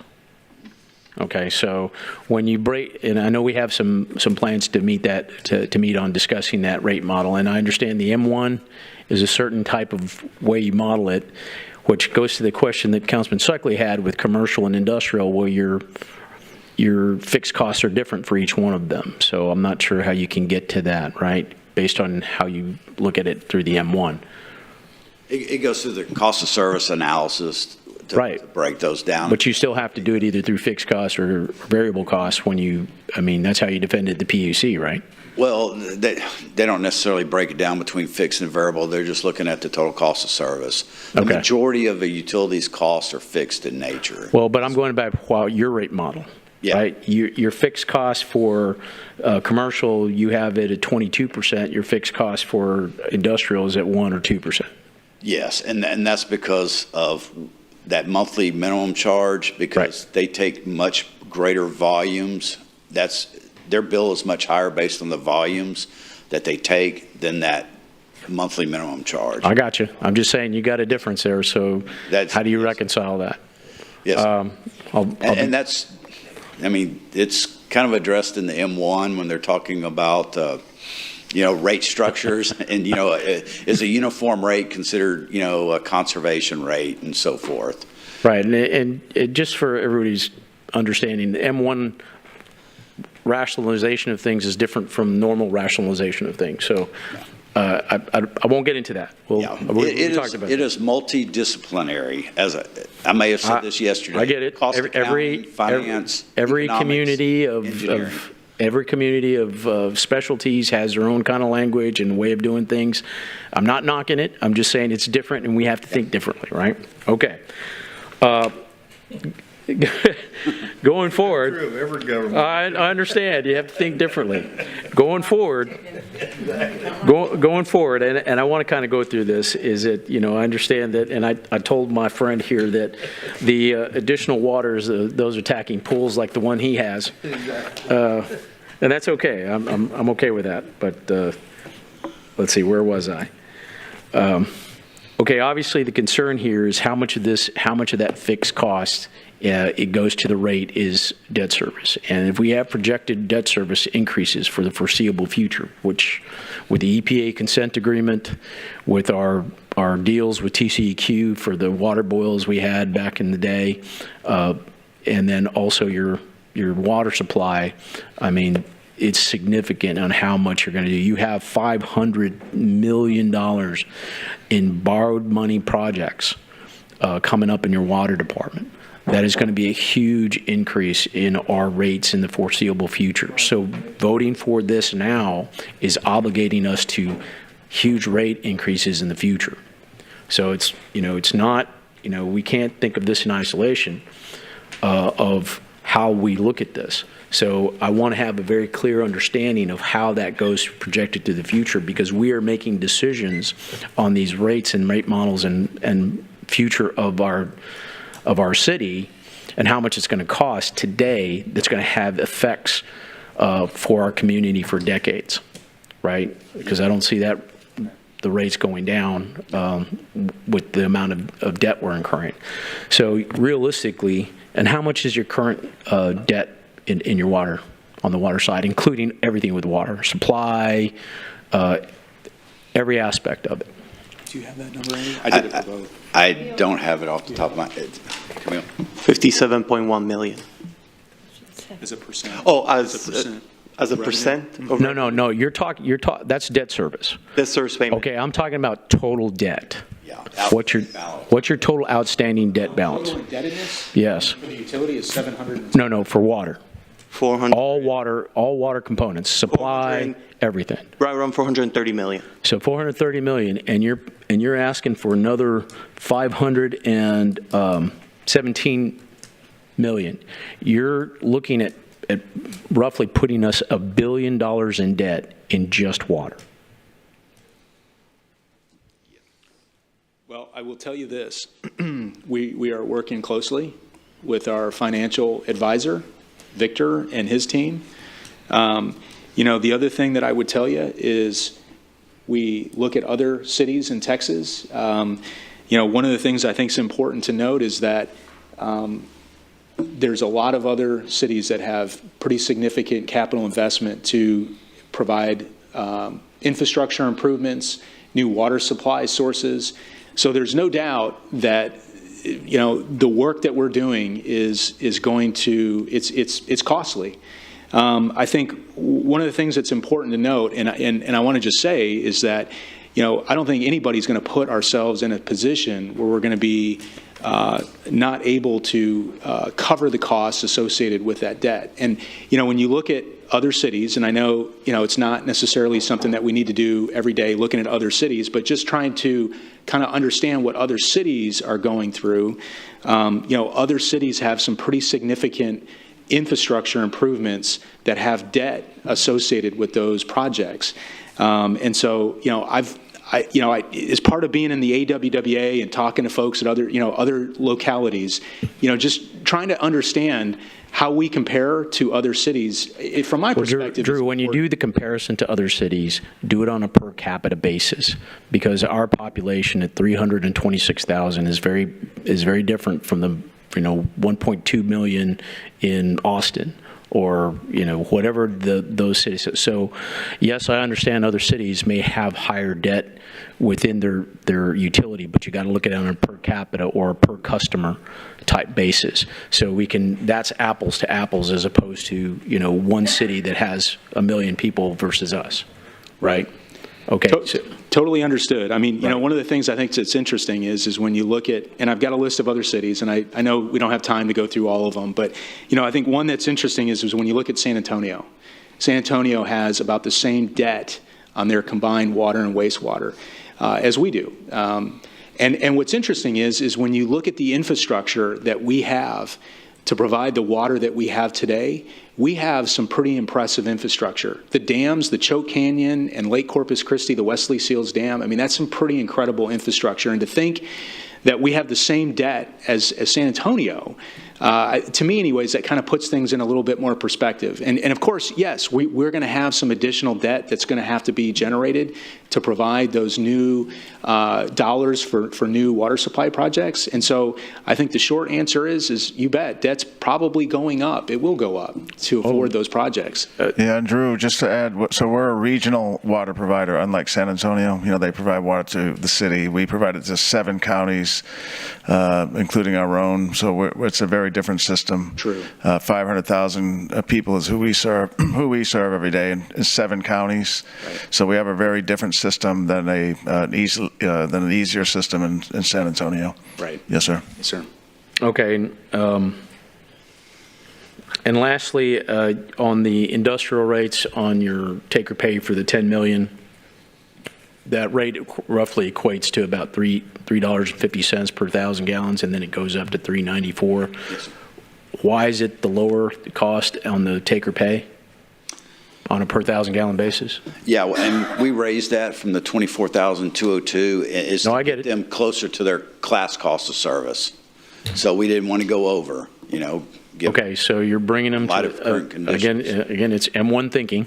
Okay. Well, I mean, I get you.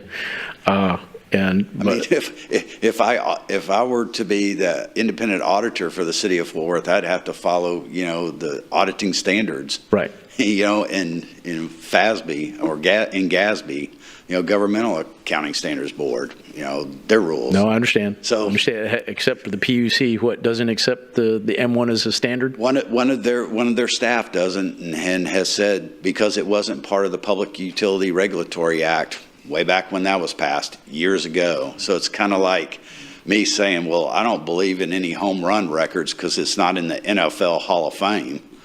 Well, what does that have to do with baseball, So it's just kind of an analogy. I get you. All right. Well, obviously the biggest concern I have is overextending ourselves and obligating ourselves to excessive debt. And because, the only way to, we secure that by revenues from the ratepayer. There's only 2 things you can do: raise rates or reduce your operating cost. And you're already at 33% in water. You're already at 33% of your operating budget is going to debt service. Okay, so you could have very much a scenario where more than half your operating budget is debt service, right? And you can't not pay your debt. You have to pay your debt. So the only option is to significantly increase your rates. And so you may, and it won't be us, more than likely. A lot of us will be off council. I will be. And somebody else is going to be in that decision where they have to raise rates because we already borrowed the money. So I want to be very cognizant of how we go forward with this because, like I said, we're making decisions this year, right now, this budget cycle, that's going to affect the citizens of Corpus Christi for decades. Thank you. Councilwoman Campos. Boy. Well, thank you very much. Thank you so much, Andy and Drew. I know y'all have been working really hard. And like I told you also, that I also have my own little committee working on these rates. So I think a lot of it has been answered. But just, again, tell us why it is that the residential rates have 5 tiers and the commercial on the other side, the industrial only have 2? Tell me again. Yes, ma'am. Well, historically, looking back in the industry, the commercial and industrial often had declining block rates where the more they used, the less they paid on a per unit basis. And then conservation became very important in the 90s. And so that changed. And so the commercial and industrial went to a uniform rate. And basically, and the residential went from a uniform rate to an inclining block to try to capture, because that's where the discretionary usage in the system was being performed at, that and any specific irrigation accounts that weren't for agricultural purposes. And so over time, that view of a uniform rate has kind of changed. It used to be that I believe that it wasn't very conservation oriented. And that industry thinking just changed, and now it's considered conservation oriented. In fact, out of the M1, it says that when a majority of the revenue generated by a rate structure is from the volumetric portion, as opposed to that being generated by that monthly minimum charge of the rate structure, it's considered to be conservation oriented. It's just like Councilman Hernandez asked about that fixed charge for large volumes. It's a very small percentage of their entire bill. So they're very focused on their water usage and trying to minimize that total bill, just as they are on the electric side. If they don't generate their own power through cogeneration, they're really trying to drive that cost down because by minimizing their costs, they can maximize their profits. And that's how, businesses, we live in a capitalistic society, and they're trying to maximize their profits. And they do that by not only looking at the revenue that they can produce from the sale of gasoline or other chemical products, they look at it from the expense minimization on the other side of the profit loss statement. And so that's why they don't have a lot of discretionary use, and why that thinking's kind of evolved over time. So more or less, it's sort of like when we have these large industries in our area, because I think we are unique, right? That it's an acceptable practice that when a large water user comes in, we know that it's going to cost us, the residents, we're going to have to be the ones to have to pay more because of the tier rates of the... Yes, ma'am. That's why we're going to that customer class-based cost of service, so it's more equitable across the customer classes. So commercials no longer, having a large over-recovery of their cost of service and, say, large volume. We're bringing everybody closer to their cost of service, as, determined through the methodologies in the M1 manual and the manual of practice 27 for wastewater. And it seems like that's the model that we're using for our city. Like, in order to keep the water department going, it's like we have to attract more big water users, large water users. Is that, it just seems, in order to pay kind of like what we owe right now. That's just my opinion, but okay, we'll leave it at that. But I also wanted to ask you, since you work with some of these other cities, Andy, the drought exemption, is that something you see? And since we're always comparing to other cities, do other cities offer a drought exemption fee? I have not seen that personally in my professional experience, and working not only in this state but across other states.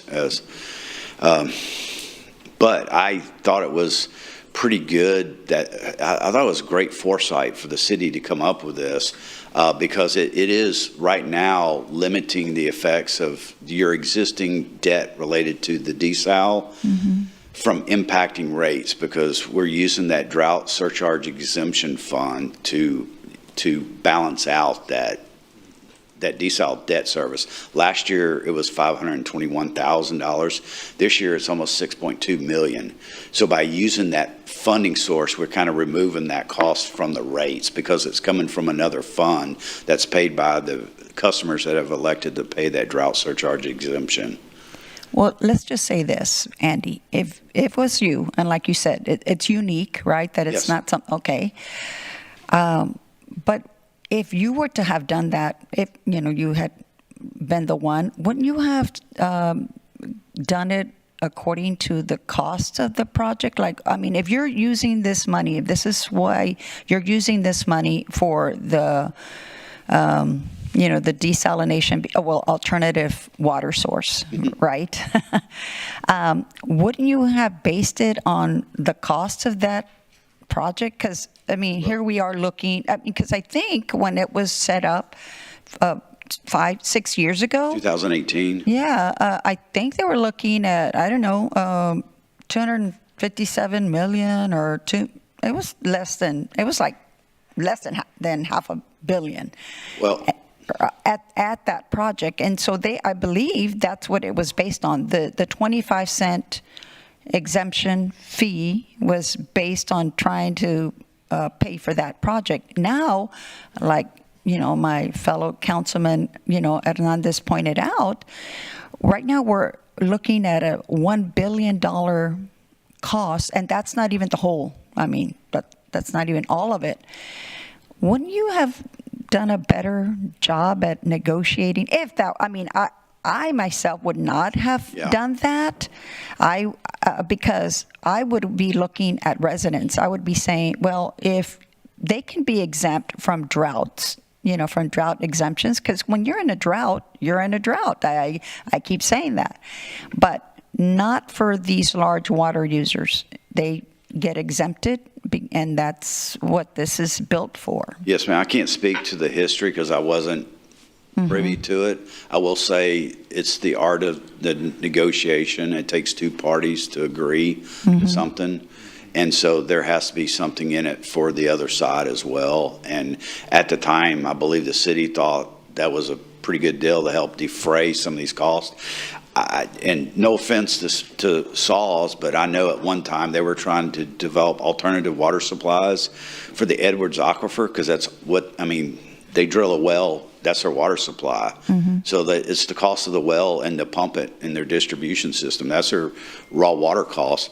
But I know at one time they had amassed, I think, $100 million in water supply option studies and didn't have anything yet that proved out. I think they do now, to the best of my knowledge. But, it's hard to project out, how much we're going to need for the future because, before Drew, Nick, Wes can attest to this, construction costs were not what they are today, post-pandemic. It just, at the time I was a CIP manager for Fort Worth Water, and it was amazing how much our CIP increased just because of cost estimates being revised.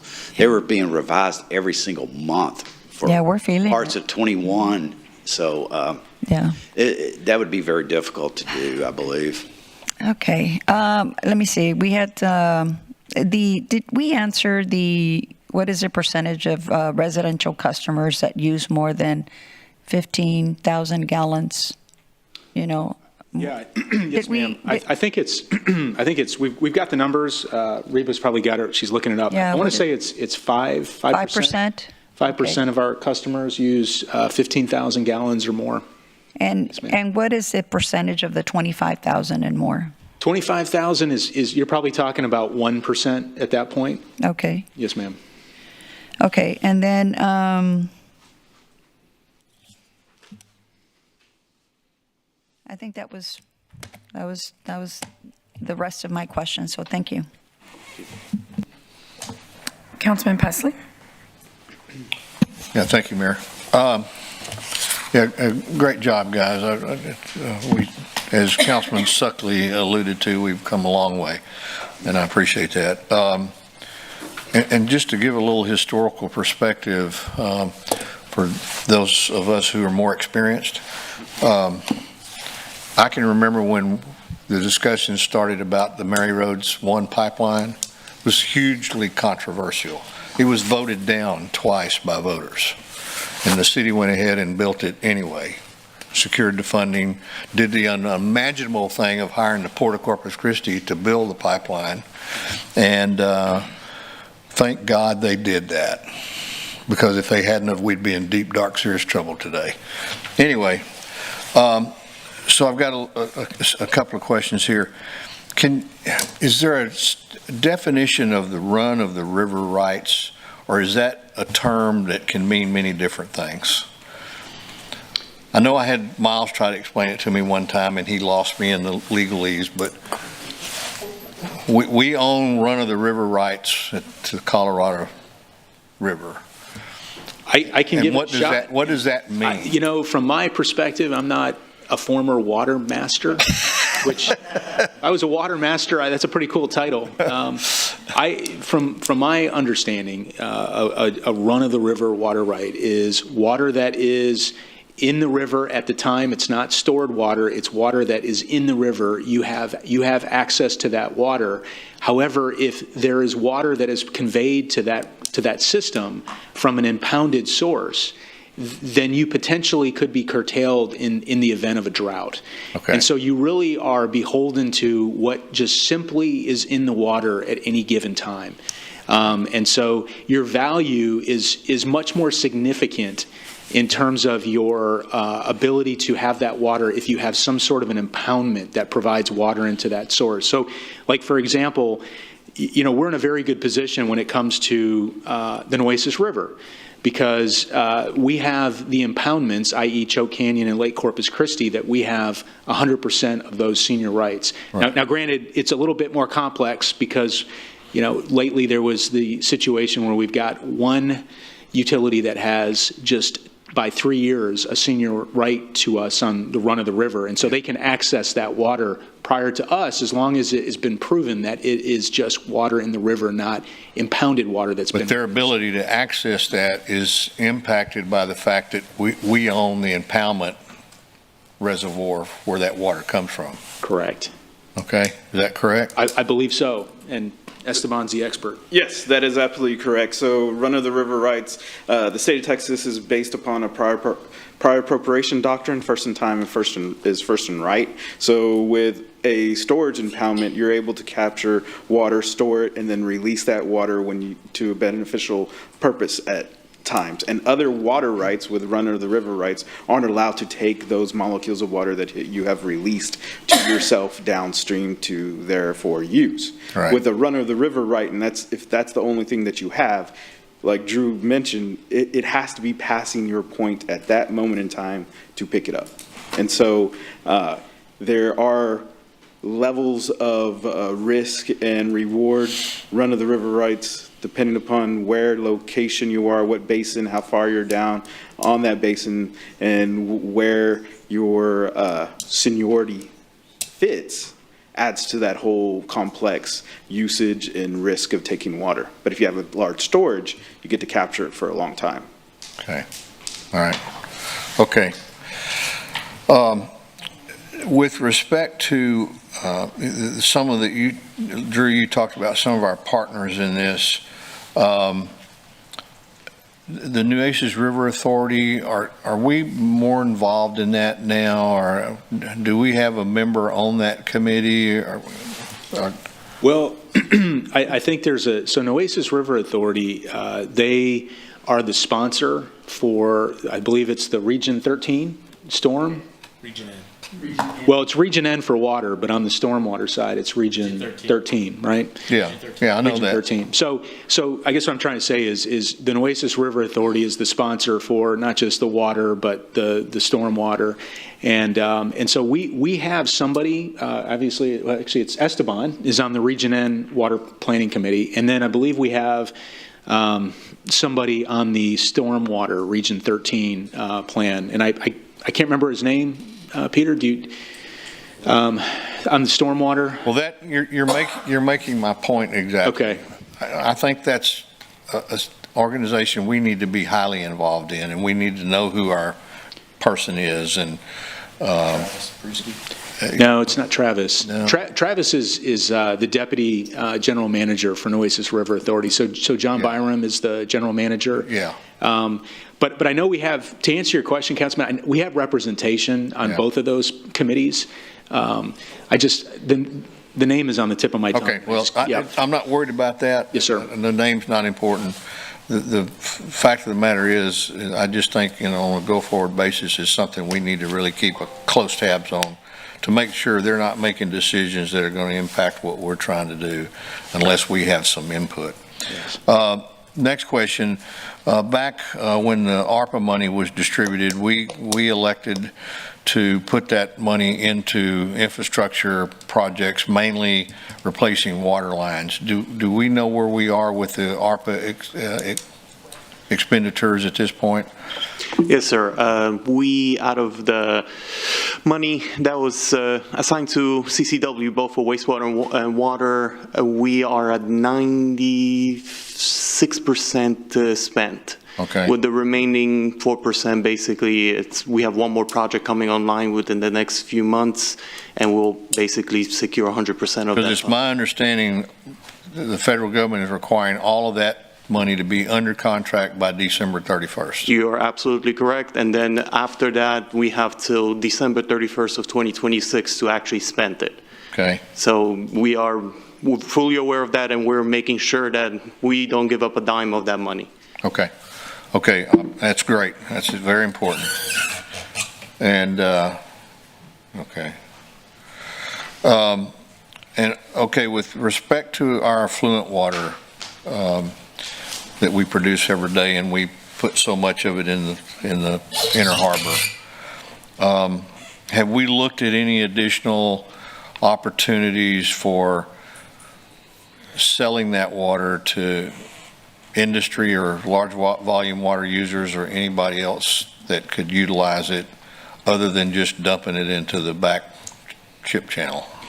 So one of the projects that we talked a little bit about earlier that is being moved from the long range into our current CIP, and we'll be talking more about this in the fall, is reuse. We believe that's a water source that has a lot of value. And to your point, there's folks out there that are looking at it with the same value lens that we have. And so we want to make sure we take advantage of that. And so one of the things that we're looking at doing is we are looking at bringing somebody on board to help us do a water quality characterization study, which is something that the TCEQ is going to require us to do as part of a reuse program. El Paso is doing that. They've done a great job. We want to kind of do the same thing.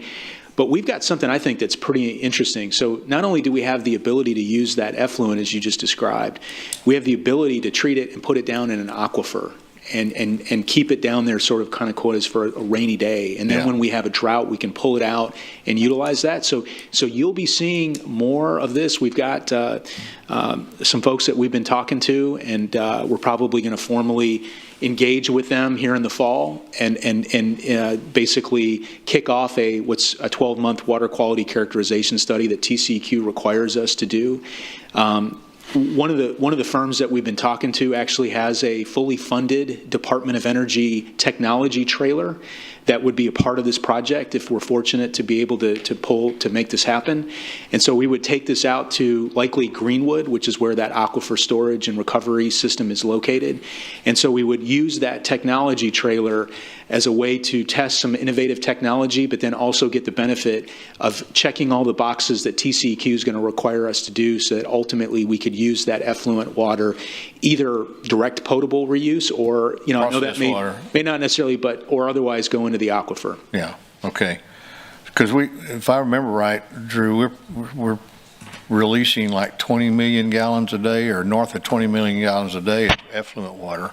Correct. It's about 25 MGD a day. Yeah. And, some of it certainly has benefit to the environment. It goes out into the estuary. Well, I know we get credit for it. It keeps us from having to release water and all of that. So I understand that. But I know there's a delicate balance there about how we do that. But I just wanted to make sure.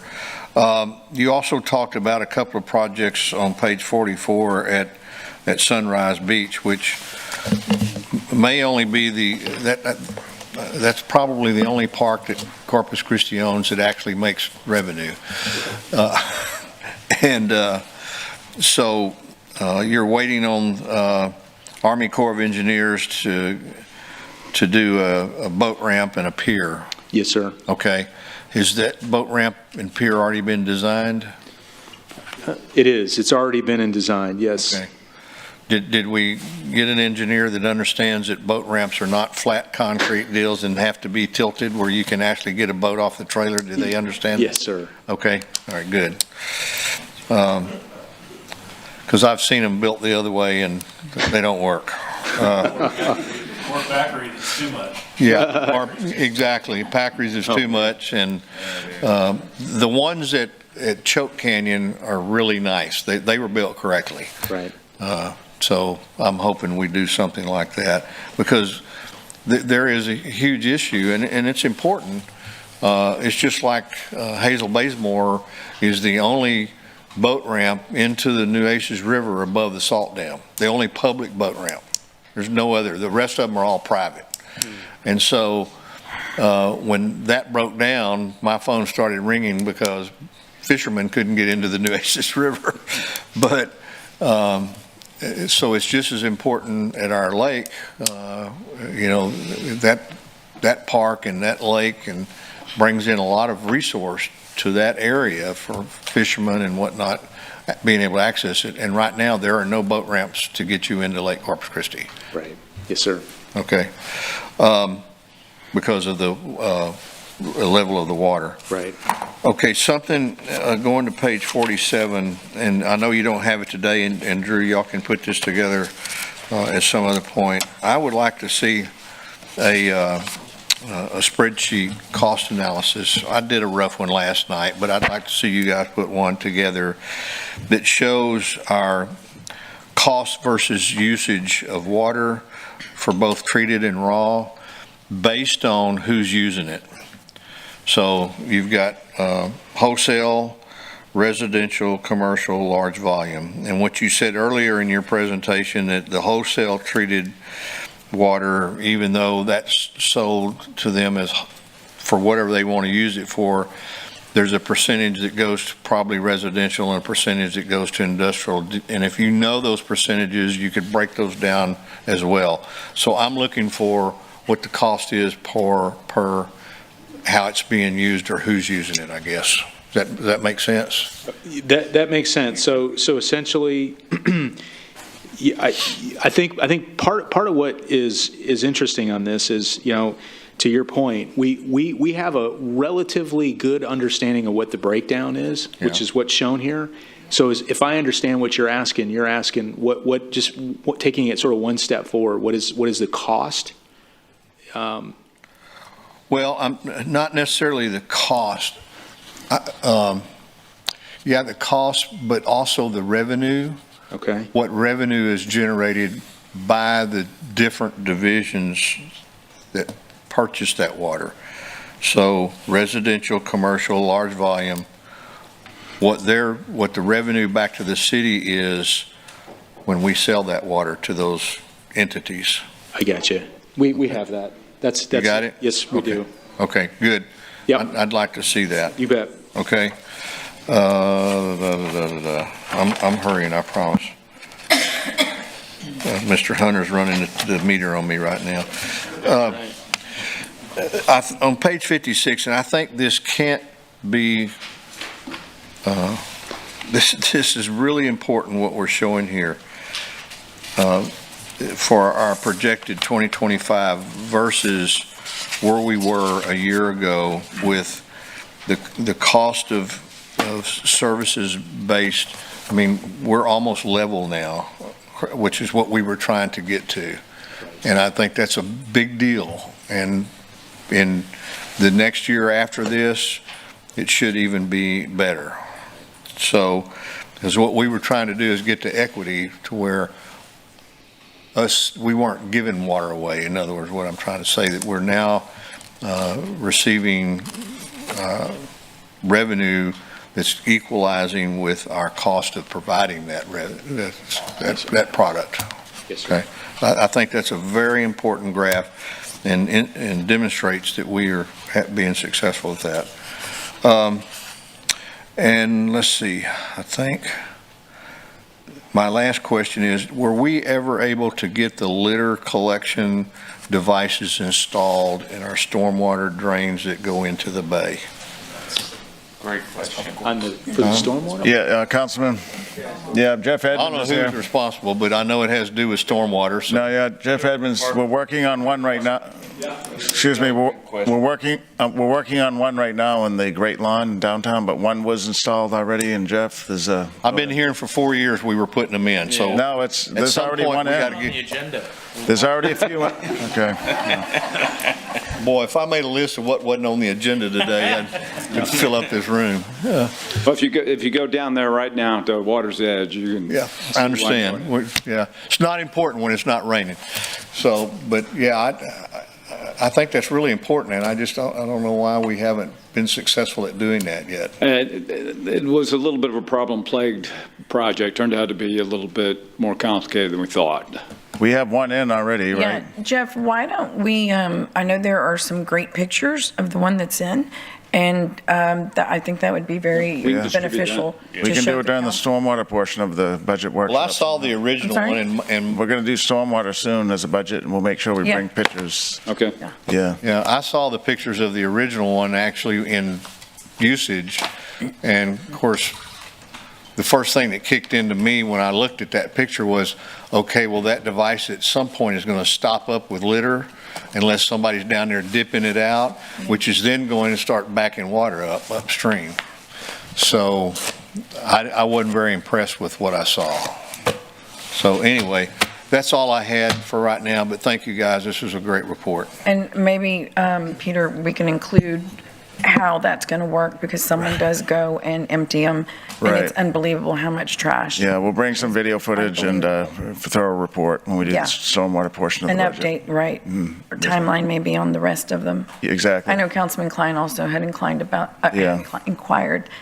The cranes that you'll see at the Water's Edge Park and the Great Lawn, that's one of them going in right now. And they're wonderful. Well, it's one, but I know it's been kind of slow moving. But anyhow, that would be great to include in the wastewater. Well, gentlemen, thank you.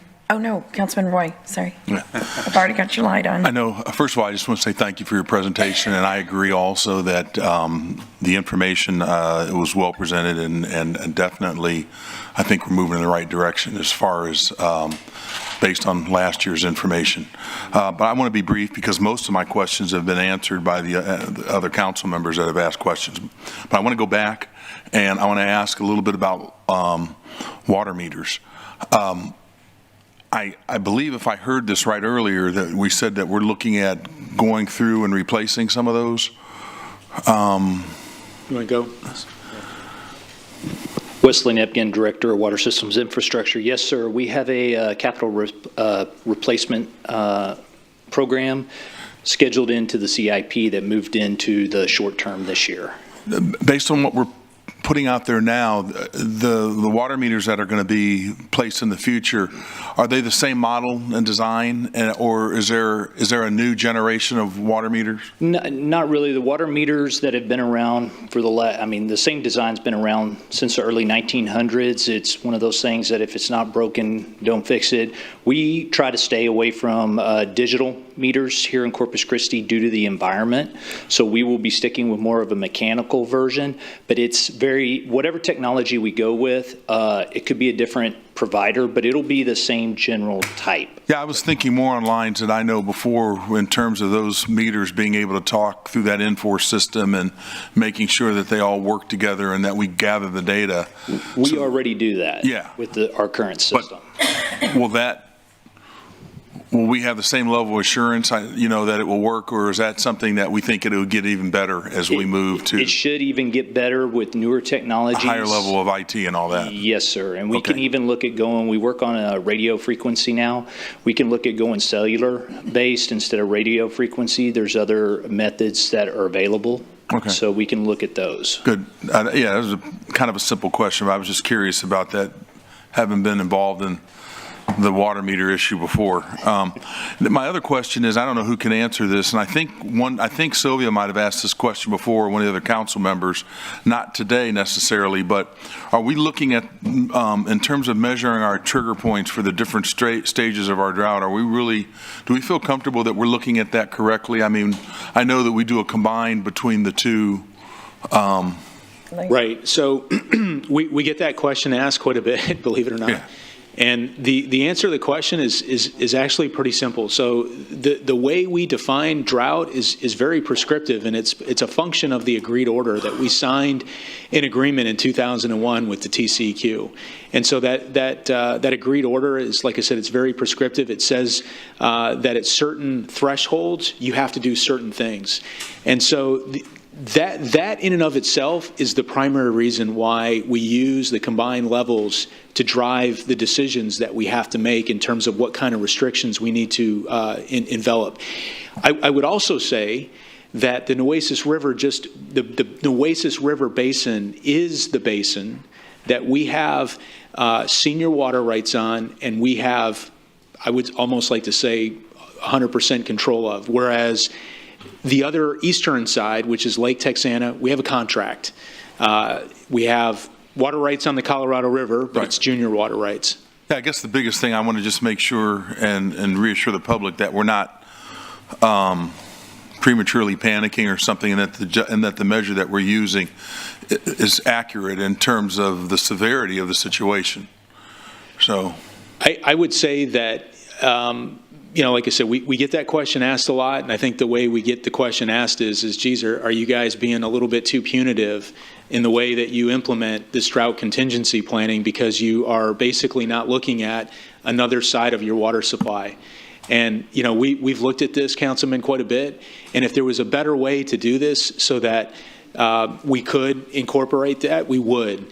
But the reality is that the prescriptive nature by which we're supposed to follow the rules of engagement, so to speak, with the TCEQ agreed order says very clearly that that's how we're supposed to operate. Okay. Does the TCEQ, do they challenge us on that? I mean, do they have to sign off on that and say, yeah, we think this is a good measure? Well, the TCEQ certainly has some carrots and sticks, right? They have a lot of, certainly they have enforcement provisions over us, so they're our regulator. And so, the TCEQ, to answer your question, short answer is yes. They have the ability to ensure that we are complying with that agreed order. All right. Okay. That was all the questions I had. Thank you very much. Thank you. Okay. I think that is all of the questions. I'm going to throw out a little trivia. I don't think it's trivia, but so what, 25 years ago, the Mary Roads pipeline was built? Right. And there was a cost to that. Do you know the cost offhand? It's a lot less than what it would cost today if we were to build it. 108. Well, and that's the trivia question. So it was 118 million. Okay. So what would that be in today's dollars? And I'm curious because I'm connecting this to desal. And that's for later. Like, I don't have to figure that out right now. Okay. Yeah. So I'm just curious, and that's what it was, but you can fact check that. Yes. Just curious to see what would that be today at same pipeline. For $11 billion. Right. That's what I'm thinking. Right. Well, good point. Yeah. That's just being brought up. What's that? If we were to build 11 miles of pipeline today, the cost would be $100 million. So we got a 101 mile pipeline for $100 million 25 years ago, and to build just 11 miles, it would cost us the same amount. It's $1 billion. So that's a billion? There we go. $1 billion. So it would match it's our $1 billion asset. And, frankly, just in our presentation, which is a testament to the city and all the good measures that have happened years before us, you think about the assets that we are operating and maintaining and just the sheer size and complexity of those assets. I like to say one of the neatest places to go is Choke Canyon and Lake Corpus Christi. Those are phenomenal assets that the city has. So lots of investment that was required to make those assets work the way they do today. Yeah. That's a big number. It is. It compares to desalination. So yes. Anyway, thank you, gentlemen. Thank you, and for everyone else that's here, our city staff, and all the work that you put into this presentation. Very appreciated. Thank you. Andy, thank you for being here. Okay. It's a pleasure. Okay. There being no further business, this meeting is adjourned.